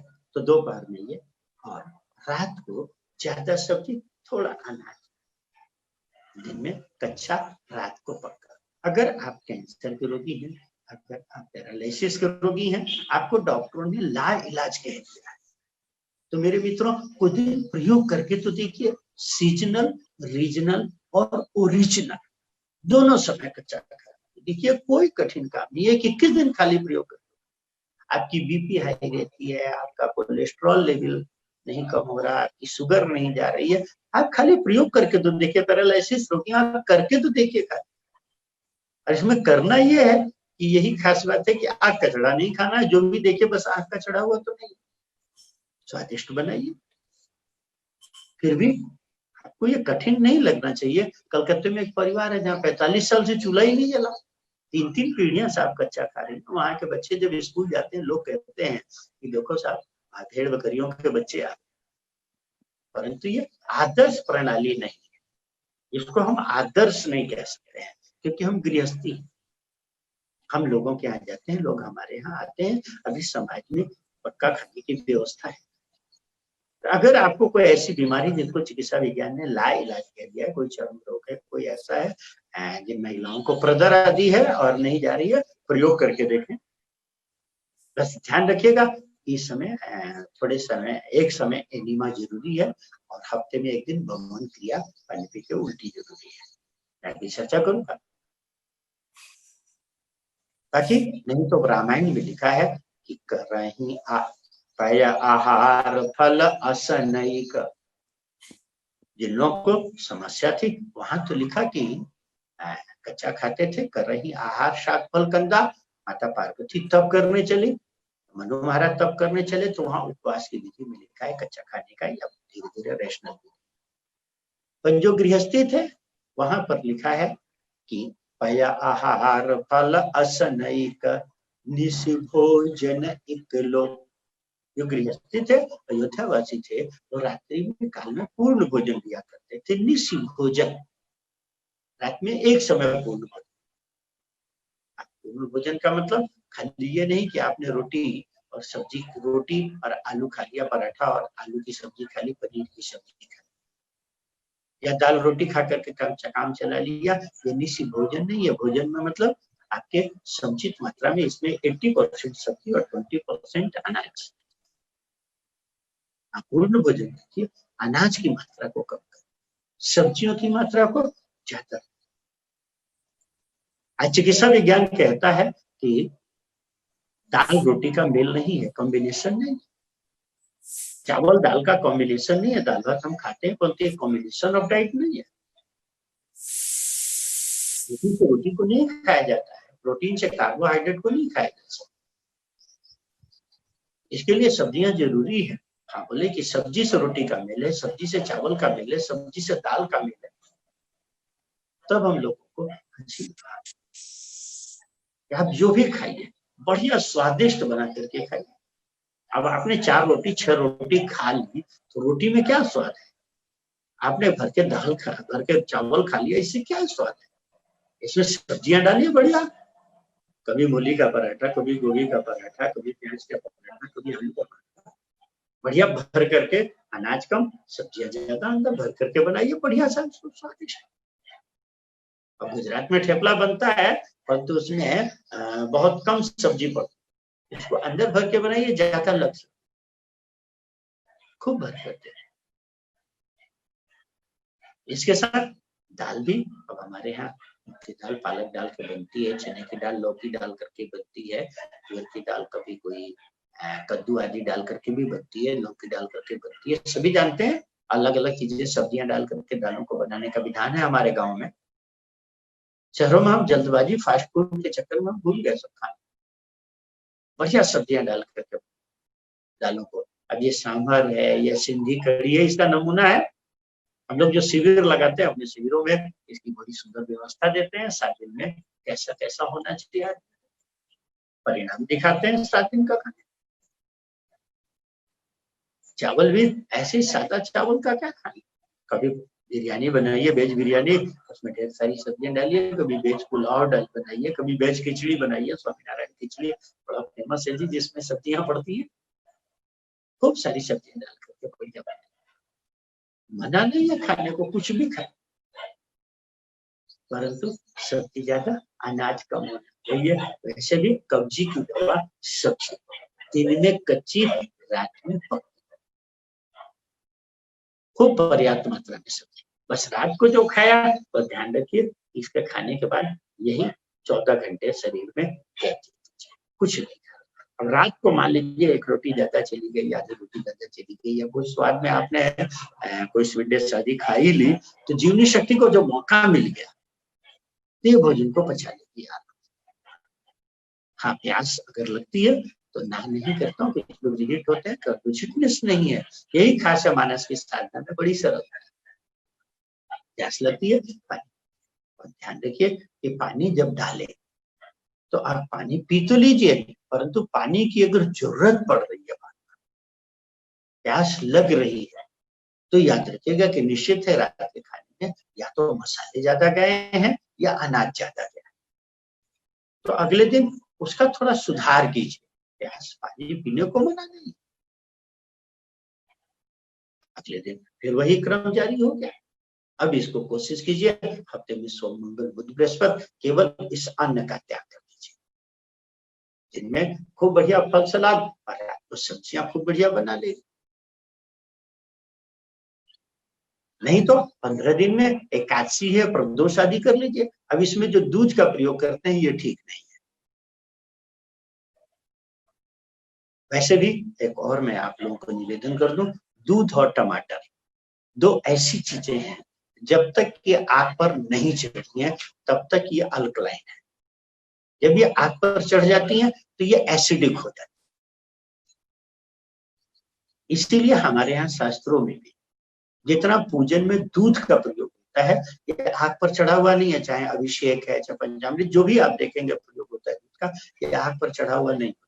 बच्चा जो माँ का दूध पी रहा है ये उसके लिए अमृत है, अल्कलाइन है, परंतु यही दूध जब आग पर चढ़ जाता है तो ये सुपर एसिडिक हो जाता है। अब देखिए नंद बाबा क्या कहते हैं कि दूध दही की नदियां बहती थी, कभी नंद बाबा की फोटो देखिए, यशोदा मैया की फोटो देखिए कोई दूध पीते हुए, बलदाऊ भाई की कोई फोटो देख लीजिए दूध पीते हुए अगर मिल जाए आपको, कृष्ण भगवान की देख लीजिए फोटो, एक फोटो मिलेगी, वो भी बचपन में जब वो घुटनों के बल चलते, वो भी डायरेक्ट थन से दूध पीते हुए मिलेगी आपको। वहां कहीं भी आपको लोटा गिलास बाल्टी से नहीं, क्योंकि गर्म करेंगे लोटा गिलास बाल्टी जरूरत पड़ेगी, डायरेक्ट थन से।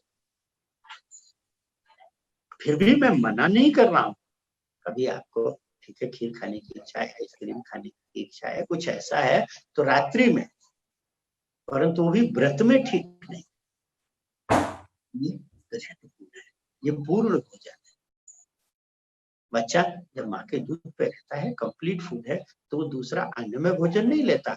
शास्त्र में 6ठे महीने अन्नप्राशन का विधान है, क्योंकि अब दूध बंद होने वाला है माँ का, तो शास्त्र कहता है धीरे धीरे इसको अनाज की आदत डाल, तो अन्नप्राशन का विधान है, उसके साथ धीरे धीरे अनाज दिया जाता है, क्योंकि अब दूध बंद होने वाला है। मेरे साथियों, जो मैं निवेदन करूँ, ये अगर आदर्श भोजन प्रणाली है आपकी चाहिए,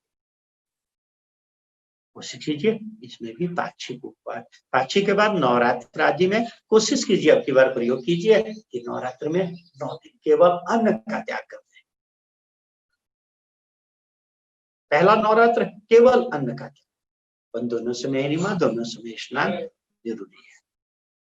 इसके बाद अगली बार करें तो आप कोशिश कीजिए कि दोनों समय कच्चे पे रह जाइए, इस बार प्रयोग मत कीजिए, इस बार केवल दिन में कच्चा, रात को सब्जी लीजिए, अनाज का त्याग करेंगे, दूध दालों का त्याग।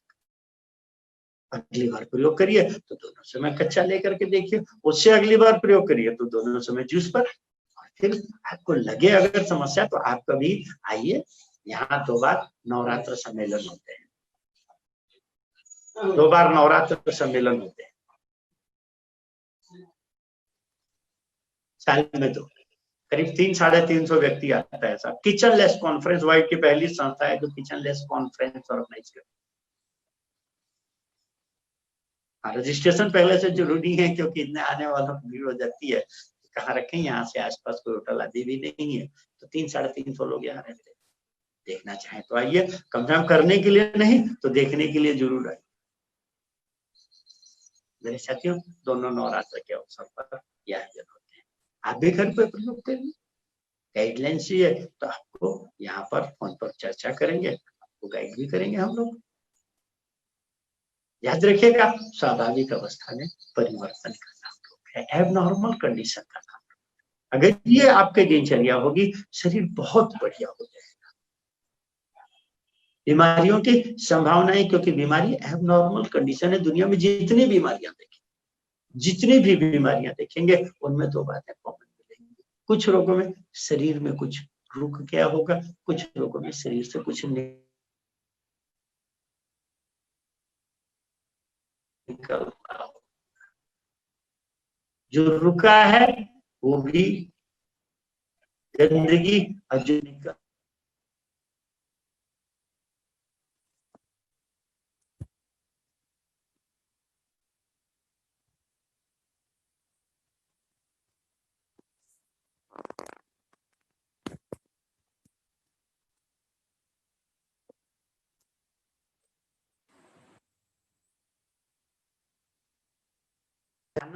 पिता मलों का कुपित होना। अब आप अगर ये सिस्टम चलेंगे तो शरीर में मल का संचय नहीं होगा। आप उपवास कर लेंगे, शरीर में जितना कचरा इकट्ठा हुआ, होली दिवाली घर की सफाई करते हैं, वही डेली रूटीन में सफाई करते हैं, फिर होली दिवाली करें, देखिए घर में कितना कचरा निकलता है, कचरा निकल जाएगा, घर साफ हो जाता है। होली दिवाली के बाद फिर 6 महीने की तैयारी।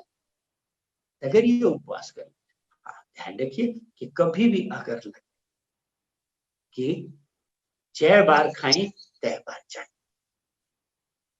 कभी भी अगर शक आए कि खाई कि ना खाई तो ना खाई भल, भले जाई कि ना जाए तो जाई भल। शक आ जाए अगर खाली कि जाऊंगी,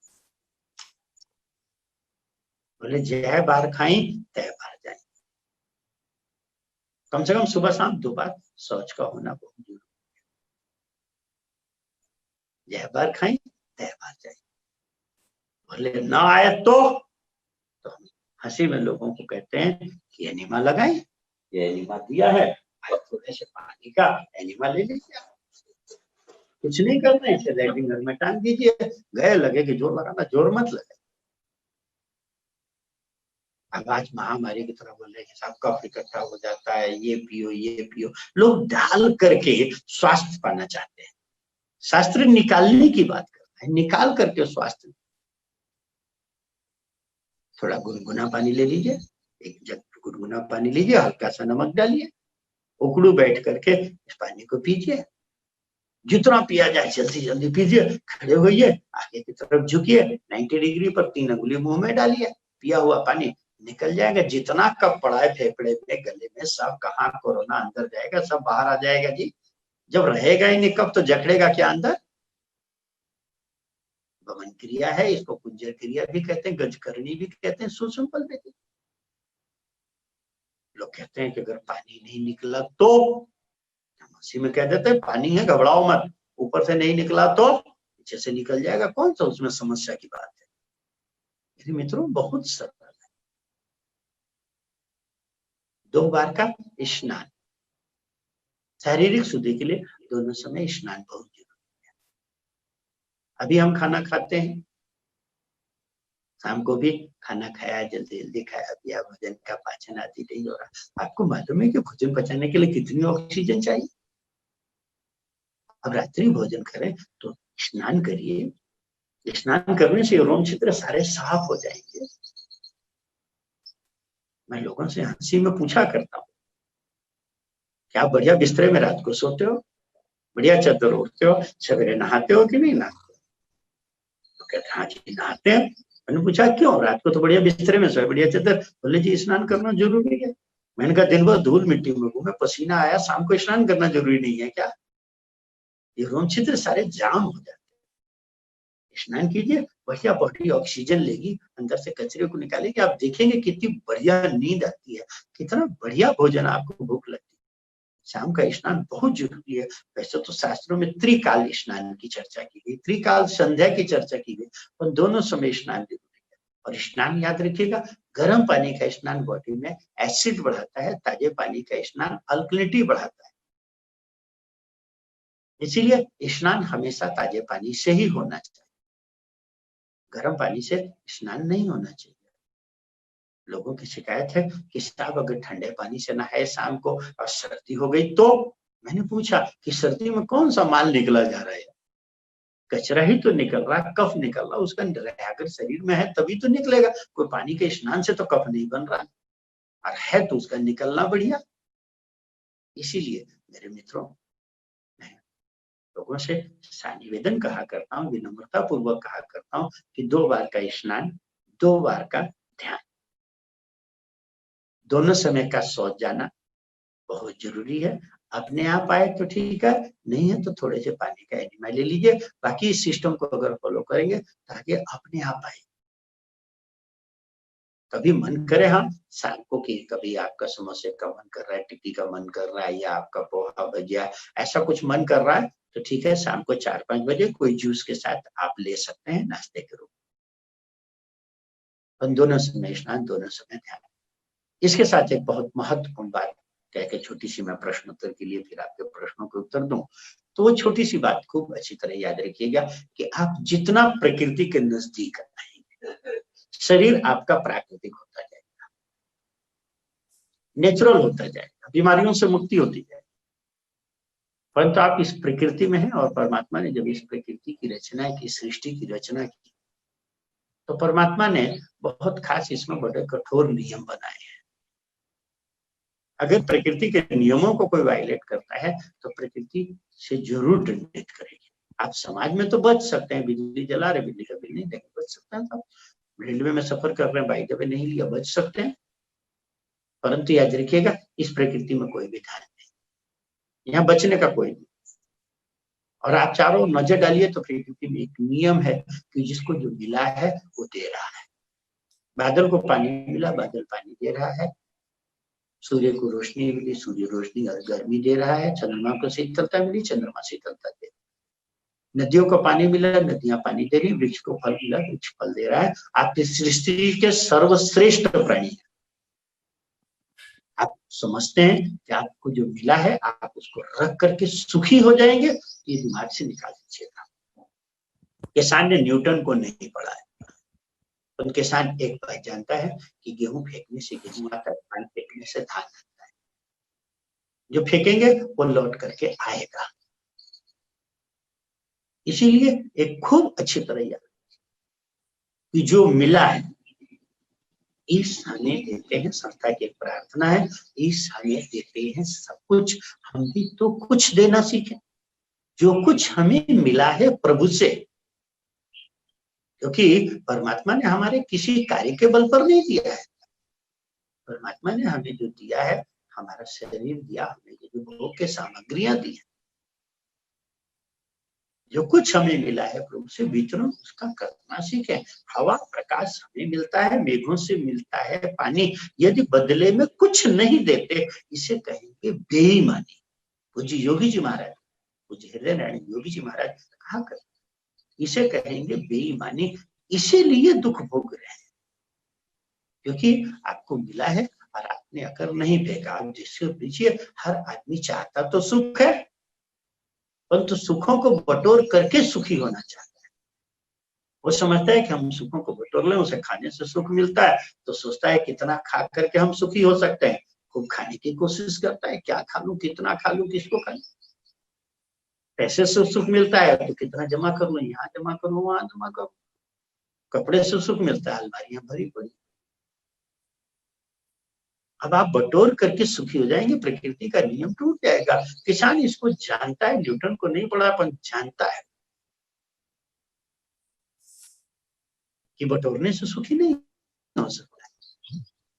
तो किसान 10 बोरी गेहूं पैदा होता है तो 9 बोरी खाता है, परंतु 1 बोरी वो बांटता है, और बांटने से जानता है कि सुख आएगा। जितना हम बांट लेंगे उतना सुख आएगा। 1 सेकंड होल्ड करेंगे, बैटरी इसकी शायद खत्म होने जा रही है। जरा 1 सेकंड, जरा सा 1 सेकंड जरा।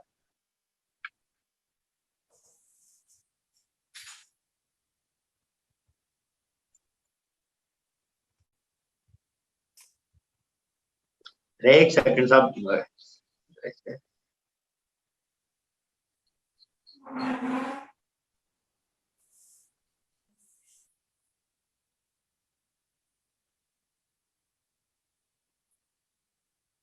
बस इसमें मैं जरा देता हूँ, पावर बैंक मंगाना पड़ेगा, ध्यान दीजिए। मित्रों, सवाल जवाब देखते हैं राम जी की कृपा। तो जो मैं निवेदन कर रहा हूँ कि वितरण बहुत जरूरी है, और इसके लिए हमें भोजन मिला है तो खाने से पहले जो भी खाना है उसमें से 1/4, 4 रोटी खानी है, 3 रोटी से अपना पेट भरेंगे। 1 रोटी हम दूसरों की सेवा के लिए निकालेंगे, दूसरों के सुख बांटने के लिए निकालेंगे। हमारे पास नया कपड़ा है तो कम से कम पुराना कपड़ा एक निकालें। इसी प्रकार हमारे पास जितना पैसा है, 9 हमारा और 1 भगवान का, निकाल करके भगवान के नाते दूसरों की सेवा निकालना है। जितना हम सुख बांट लेंगे, याद रखिएगा, हमारा जीवन उतना सुखी होने लग जाएगा। लाइट जलाने से लाइट आती है, सुख बांटने से सुख आता है। हाँ, लाइट नहीं जलाएंगे तो याद रखिएगा अंधेरा अपने आप आ जाएगा। अगर लाइट नहीं आई तो अंधेरा अपने आप आ जाएगा। इसीलिए आप चाहते हैं कि अंधेरा ना आए, तो लाइट का जलाना, अर्थात आप चाहते हैं कि दुख ना आए, सुख आए, तो सुखों का वितरण बहुत जरूरी है। आप लोग चाहें तो, जैसा कि मैंने आपसे पहले निवेदन किया था कि आश्रम आइए, समय निकाल करके। संस्था की एक ऐप है IASS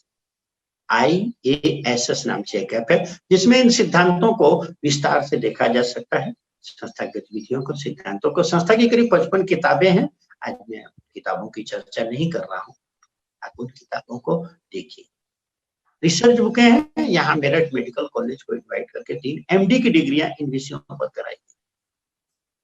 असाध्य से असाध्य बीमारियां कैसे खत्म की जा सकती, संस्था की एक मैगजीन ये है नारायण प्रश्नों। ये हिंदी में, इसके अलावा अंग्रेजी में ये तप सेवा सुमरन, गुजराती में ये तप सेवा सुमरन के नाम से निकलती है। चाहे तो ये मैगजीन आप लोग डाउनलोड करके और पढ़ सकते हैं। इसको हमारे ऐप से डाउनलोड किया जा सकता है। संस्था की एक किताब उसमें रहती है। आप लोग अगर डाक से मंगाना चाहें तो इसको मंगाया जा सकता है, परंतु आप चाहें तो ये फ्री में डाउनलोड करके भी पढ़ी जा सकती है। आप लोग इसको पढ़िए। इसमें लेख निकलते हैं, इसमें बनाने की अलग अलग चीजों की हम लोग विधियां भी देते हैं, साथियों के प्रश्नों के उत्तर भी देते हैं। मेरे साथियों, पहली चीज भोजन का है, क्योंकि हमारे शरीर में भोजन का महत्व है। आज मैंने संक्षेप में कोशिश किया कि आपके सामने आपकी आहारचर्या क्या होनी चाहिए। दूसरी बात है कि इसमें डालने से ज्यादा महत्व इसमें से निकालना है। शरीर से निकलना चाहिए, मन और बुद्धि से निकलना चाहिए। मन से वितरण के द्वारा निकालना है, बुद्धि में ध्यान के द्वारा। जब ध्यान में बैठते हैं तो हमारे संस्कार बाहर निकलते हैं, तो संस्कारों को निकालना है ध्यान के द्वारा। जितना हो सके विस्तृत ध्यान के विषय में आप लोग सुनना चाहेंगे, सेवा के विषय में, तो आदरणीय श्यामा जी बहुत वरिष्ठ साधक है। देखिए कैसे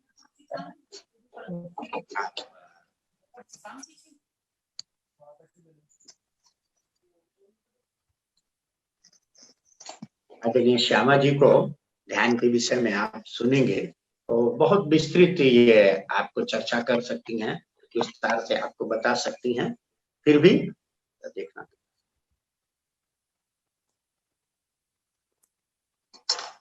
सर सवाल जवाब ले लें। हाँ, एक सेकंड भाई साहब, जरा से डिस्टर्ब।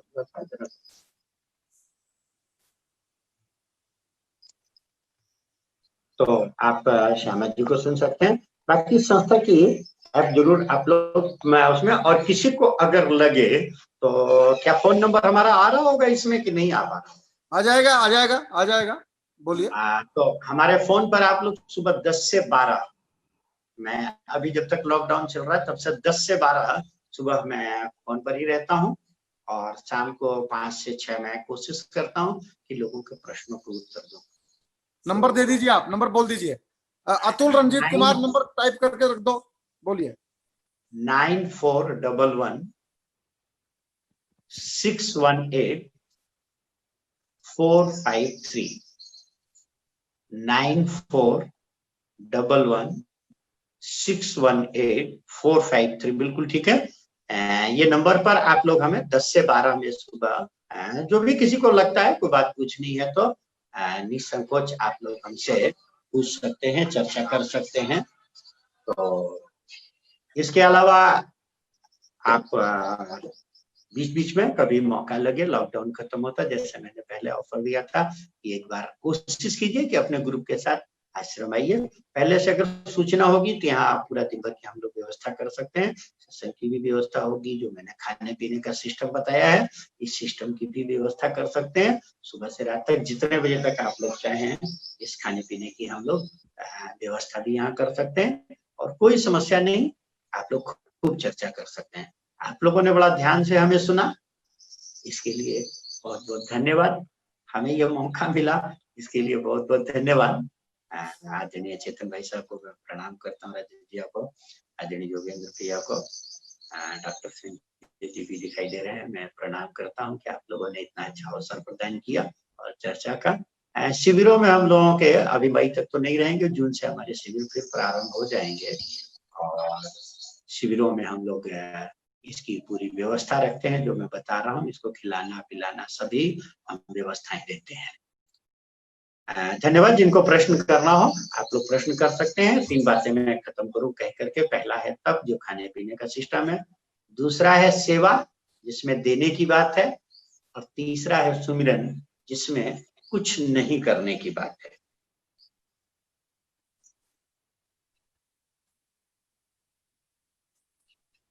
हाँ जी, कोई प्रश्न हो तो किसी के पूछे जा सकते हैं। अभी मैं लेता हूँ। सबसे पहले तो बताइए आज का सेशन कैसा लगा। अच्छा लगा हो तो ई लिखिए चैट बॉक्स में। आज का सत्र आपको अच्छा लगा हो तो ई लिखकर मुझे सूचित कीजिए। Thank you very much, thank you very much, thank you very much. कल की सूचना सबसे पहले आपको देता हूं।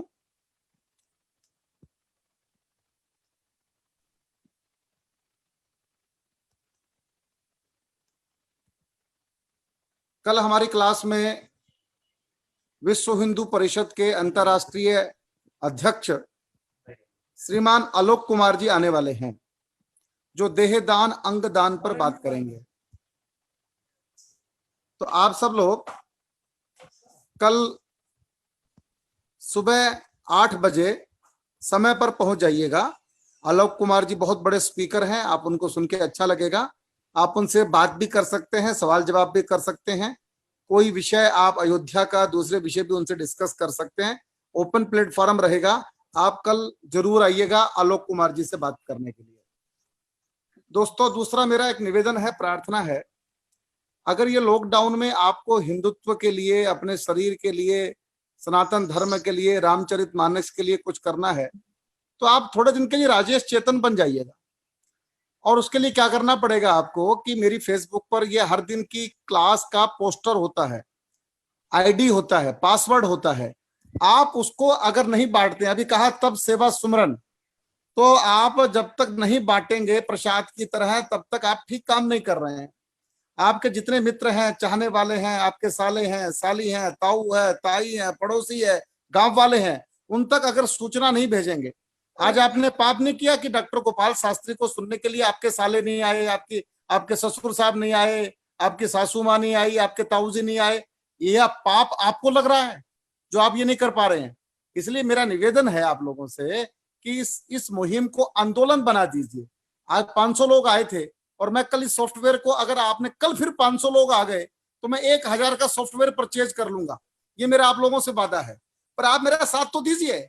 फेसबुक पर पोस्ट शेयर नहीं करते हैं, वहां कुछ कमेंट नहीं लिखते हैं, राजेश चेतन अकेला लड़ाई लड़ रहा है, आपको कोई लेना देना नहीं है। मैं दुखी हूं आप लोगों से, आपका सहयोग बिल्कुल भी नहीं मिल रहा है। मेरी शिकायत नोट कीजिए आप लोग। कुछ लोग, 5-7 लोग केवल मेरा सपोर्ट करते हैं, बाकी सब लोग खामोश होकर सेकुलर बन के देखते रहते हैं। मुझे सेकुलर लोग नहीं चाहिए, मुझे चाहिए एग्रेसिव लोग जो मेरा साथ दें। क्या आप मेरा साथ देंगे? एक बार लिखिए, हम राजेश जी आपके साथ हैं, विद यू, आपको कोऑपरेट करेंगे, आपके साथ हैं, आपके समर्थन में सपोर्ट करेंगे। आप एस लिखिए, एस लिखिए उसके अंदर, हम आपके सपोर्ट में खड़े हैं। अब मैं सब देख रहा हूं, जिन्होंने सपोर्ट नहीं किया उनको मैं देख लूंगा, बड़ी स्पष्ट बात है। आइए सवाल जवाब लेते हैं। आइए सवाल लेता हूं। आज को धमका दिया लोगों को, डॉक्टर साहब आप क्षमा करना। जी सब अच्छा लगता है ये इनसे ऐसी बात इतने अधिकार के साथ आप कह सकते हैं। मेरे मित्र हैं ये सब लोग, क्या करूं मैं, इनको धमकाना भी पड़ता कभी कभी सुधारने के लिए। ये संस्था मानस पर, खासकर धार्मिक सिद्धांतों पर वैज्ञानिक प्रयोग करने वाली संस्था है, international association for scientific spiritualism. धार्मिक सिद्धांतों पर वैज्ञानिक प्रयोग करने वाली संस्था है। और मेरे मित्रों, ये जो तप सेवा सुमिरन है हमारे जहाँ मानस में, इसको गीता में इसको यज्ञ दान तपा कर्मम न त्याज्यम मनीषिणाम, गीता में भगवान कृष्ण ने कहा। इसी को चूंकि सारे धर्म सनातन धर्म से हमारे निकले, इसीलिए इसको बाइबल में fasting, charity prayer, Guru Granth साहब में इसको तप 10 बंद सिमरन, कुरान शरीफ में रोजा, ज़कात, नमाज, और त्रिपिटक जी में स्वल्पाहार, धर्मदान, विपश्यना करके कहा गया है। तो ये संस्था धार्मिक सिद्धांतों पर वैज्ञानिक प्रयोग कर रही है। बेसिकली मैं भी पहले चिकित्सा विज्ञान से जुड़ा था, पर जब से इस संस्था में जुड़ा हूँ, और अब खाली फिजिकल तो बहुत छोटा लगता है कि शारीरिक बीमारियां तो बहुत छोटी लगती हैं।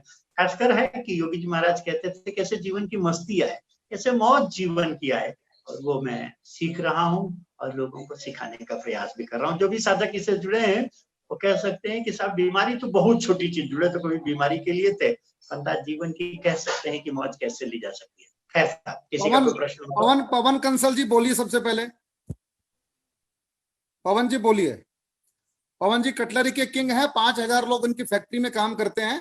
डॉक्टर साहब, पवन जी सवाल पूछना चाहते हैं। पवन कंसल जी अनम्यूट कर दिया भाई साहब, आपको बोलिए। हाँ जी भाई साहब, सबको राम राम। राजेश भाई, सबसे पहले तो मैं आपको बोलूंगा, आपको है ना सारे बहुत ज्यादा प्यार करते हैं जी। और ये आज जो 501 बंदे यहाँ पहुंच गए हैं, और ये फिगर जो है, ये समझो आप सब, आपको जो है ना 501 रुपए दे रहे हैं। तो अद्भुत चल रहा है कार्यक्रम। और सबसे बढ़िया बात तो मैं आज मतलब मुझे देखो आज ये लगा है कि भाई जो आप एक दिन का प्रोग्राम करते हो ना क्राउन प्लाजा में, हाँ। वो शास्त्री जी का, डॉक्टर साहब का 1 हफ्ते का करो क्राउन अरे प्लाजा वाह, में। डॉक्टर साहब टाइम दे, मैं कर दूंगा। अरे वाह, बिल्कुल इसको रखा जा सकता है। हम लोग तो 7 दिवसीय शिविर रखते ही हैं। इसको हकीकत में देखो हम ज्यादा पढ़ नहीं पाए, परंतु आज जो पढ़े हैं वो जीवन का ही नहीं छोड़ो, सबसे पहले तो हिंदुस्तान को जानने का, हिंदुस्तान की जो सोल है ना, आत्मा, वो आज आपने दिखा दी।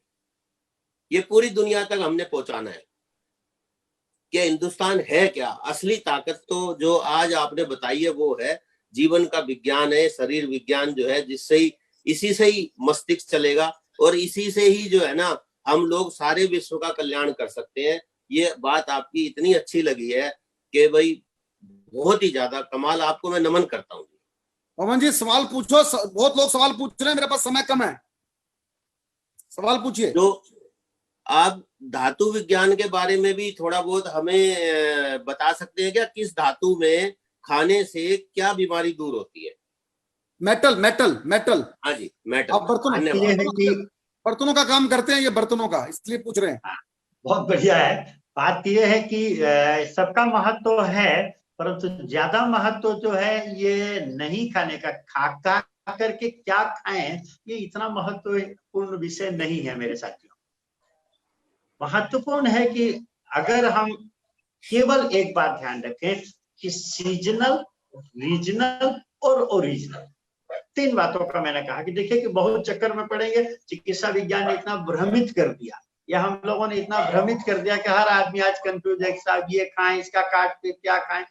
बड़ा महत्वपूर्ण है कि अगर शरीर में एक सुंदर, परमात्मा ने इतनी सुंदर व्यवस्था दी कन्वर्जन की, कि जैसे कि पहले वस्तु विनिमय था, वस्तु खरीदी नहीं जाती थी, वस्तु विनिमय था, तो इसी प्रकार अगर शरीर में आपको डालते हैं और तत्वों की कमी है तो प्रकृति उसकी भी पूर्ति कर सकती है। खासकर अगर शरीर शुद्ध होने लग जाएगा तो हवा से इन तत्वों को ग्रहण करने लग जाएगा। डॉक्टर बारबरा मूर की कहानी लिखी गई है, हमारी ये किताब है संस्था की, जीवनी शक्ति कैसे जगाएं। आप चाहें तो इसको नेट परचेज भी कर सकते हैं, चाहे तो हमारी ऐप पर जाकर इसको पढ़ सकते हैं, जीवनी शक्ति कैसे जगाएं। योगेश खत्री जी सवाल पूछिए। मैं इस विषय को निवेदन कर रहा हूँ भाई साहब, नमस्कार। तो जीवनी शक्ति कैसे जगह में डॉक्टर बारबरा मूर को कोट किया गया है, जो केवल बर्फ खाती थी और बर्फ पिघला करके पानी पीती। 24 किलोमीटर चलती थी, जाती थी, 24 किलोमीटर आती थी, 7 से 8,000 फुट पहाड़ों पर चढ़ती थी डेली।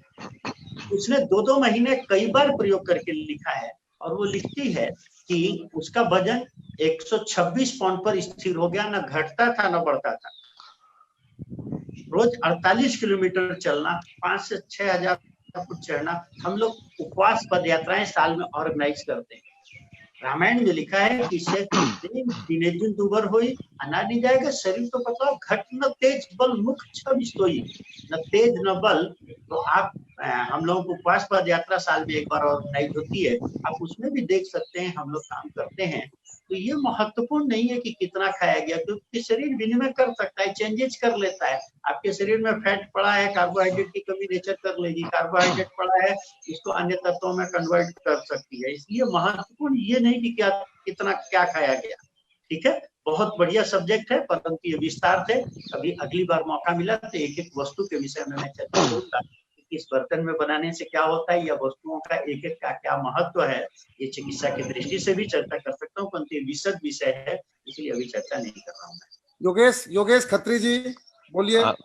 डॉक्टर साहब नमस्कार, और बहुत बहुत धन्यवाद चितन जी का कि आपको दोबारा आमंत्रित किया। मैं सीधा प्रश्न पर आता हूँ।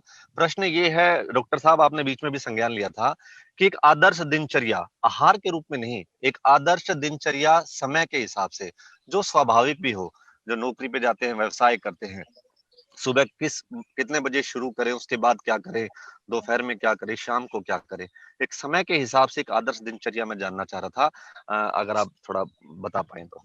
देखिए, एक मानस में जो आदर्श दिनचर्या दी है, पहले एक था कि आदमी के पास लाइट नहीं थी, आदमी एक समय से उठता था, एक ही टाइम पर सोने का था कि सूर्यास्त से पहले आदमी खाना खा करके सो जाता था और सवेरे सूर्योदय से पहले उठता था। परंतु आज चूंकि काम का सबका अलग अलग रूटीन है, शिफ्टों में काम कर रहा है कोई कैसे, तो मानस में जो आदर्श दिनचर्या दी है वहाँ काकभूषुंडी जी के आश्रम की दिनचर्या है।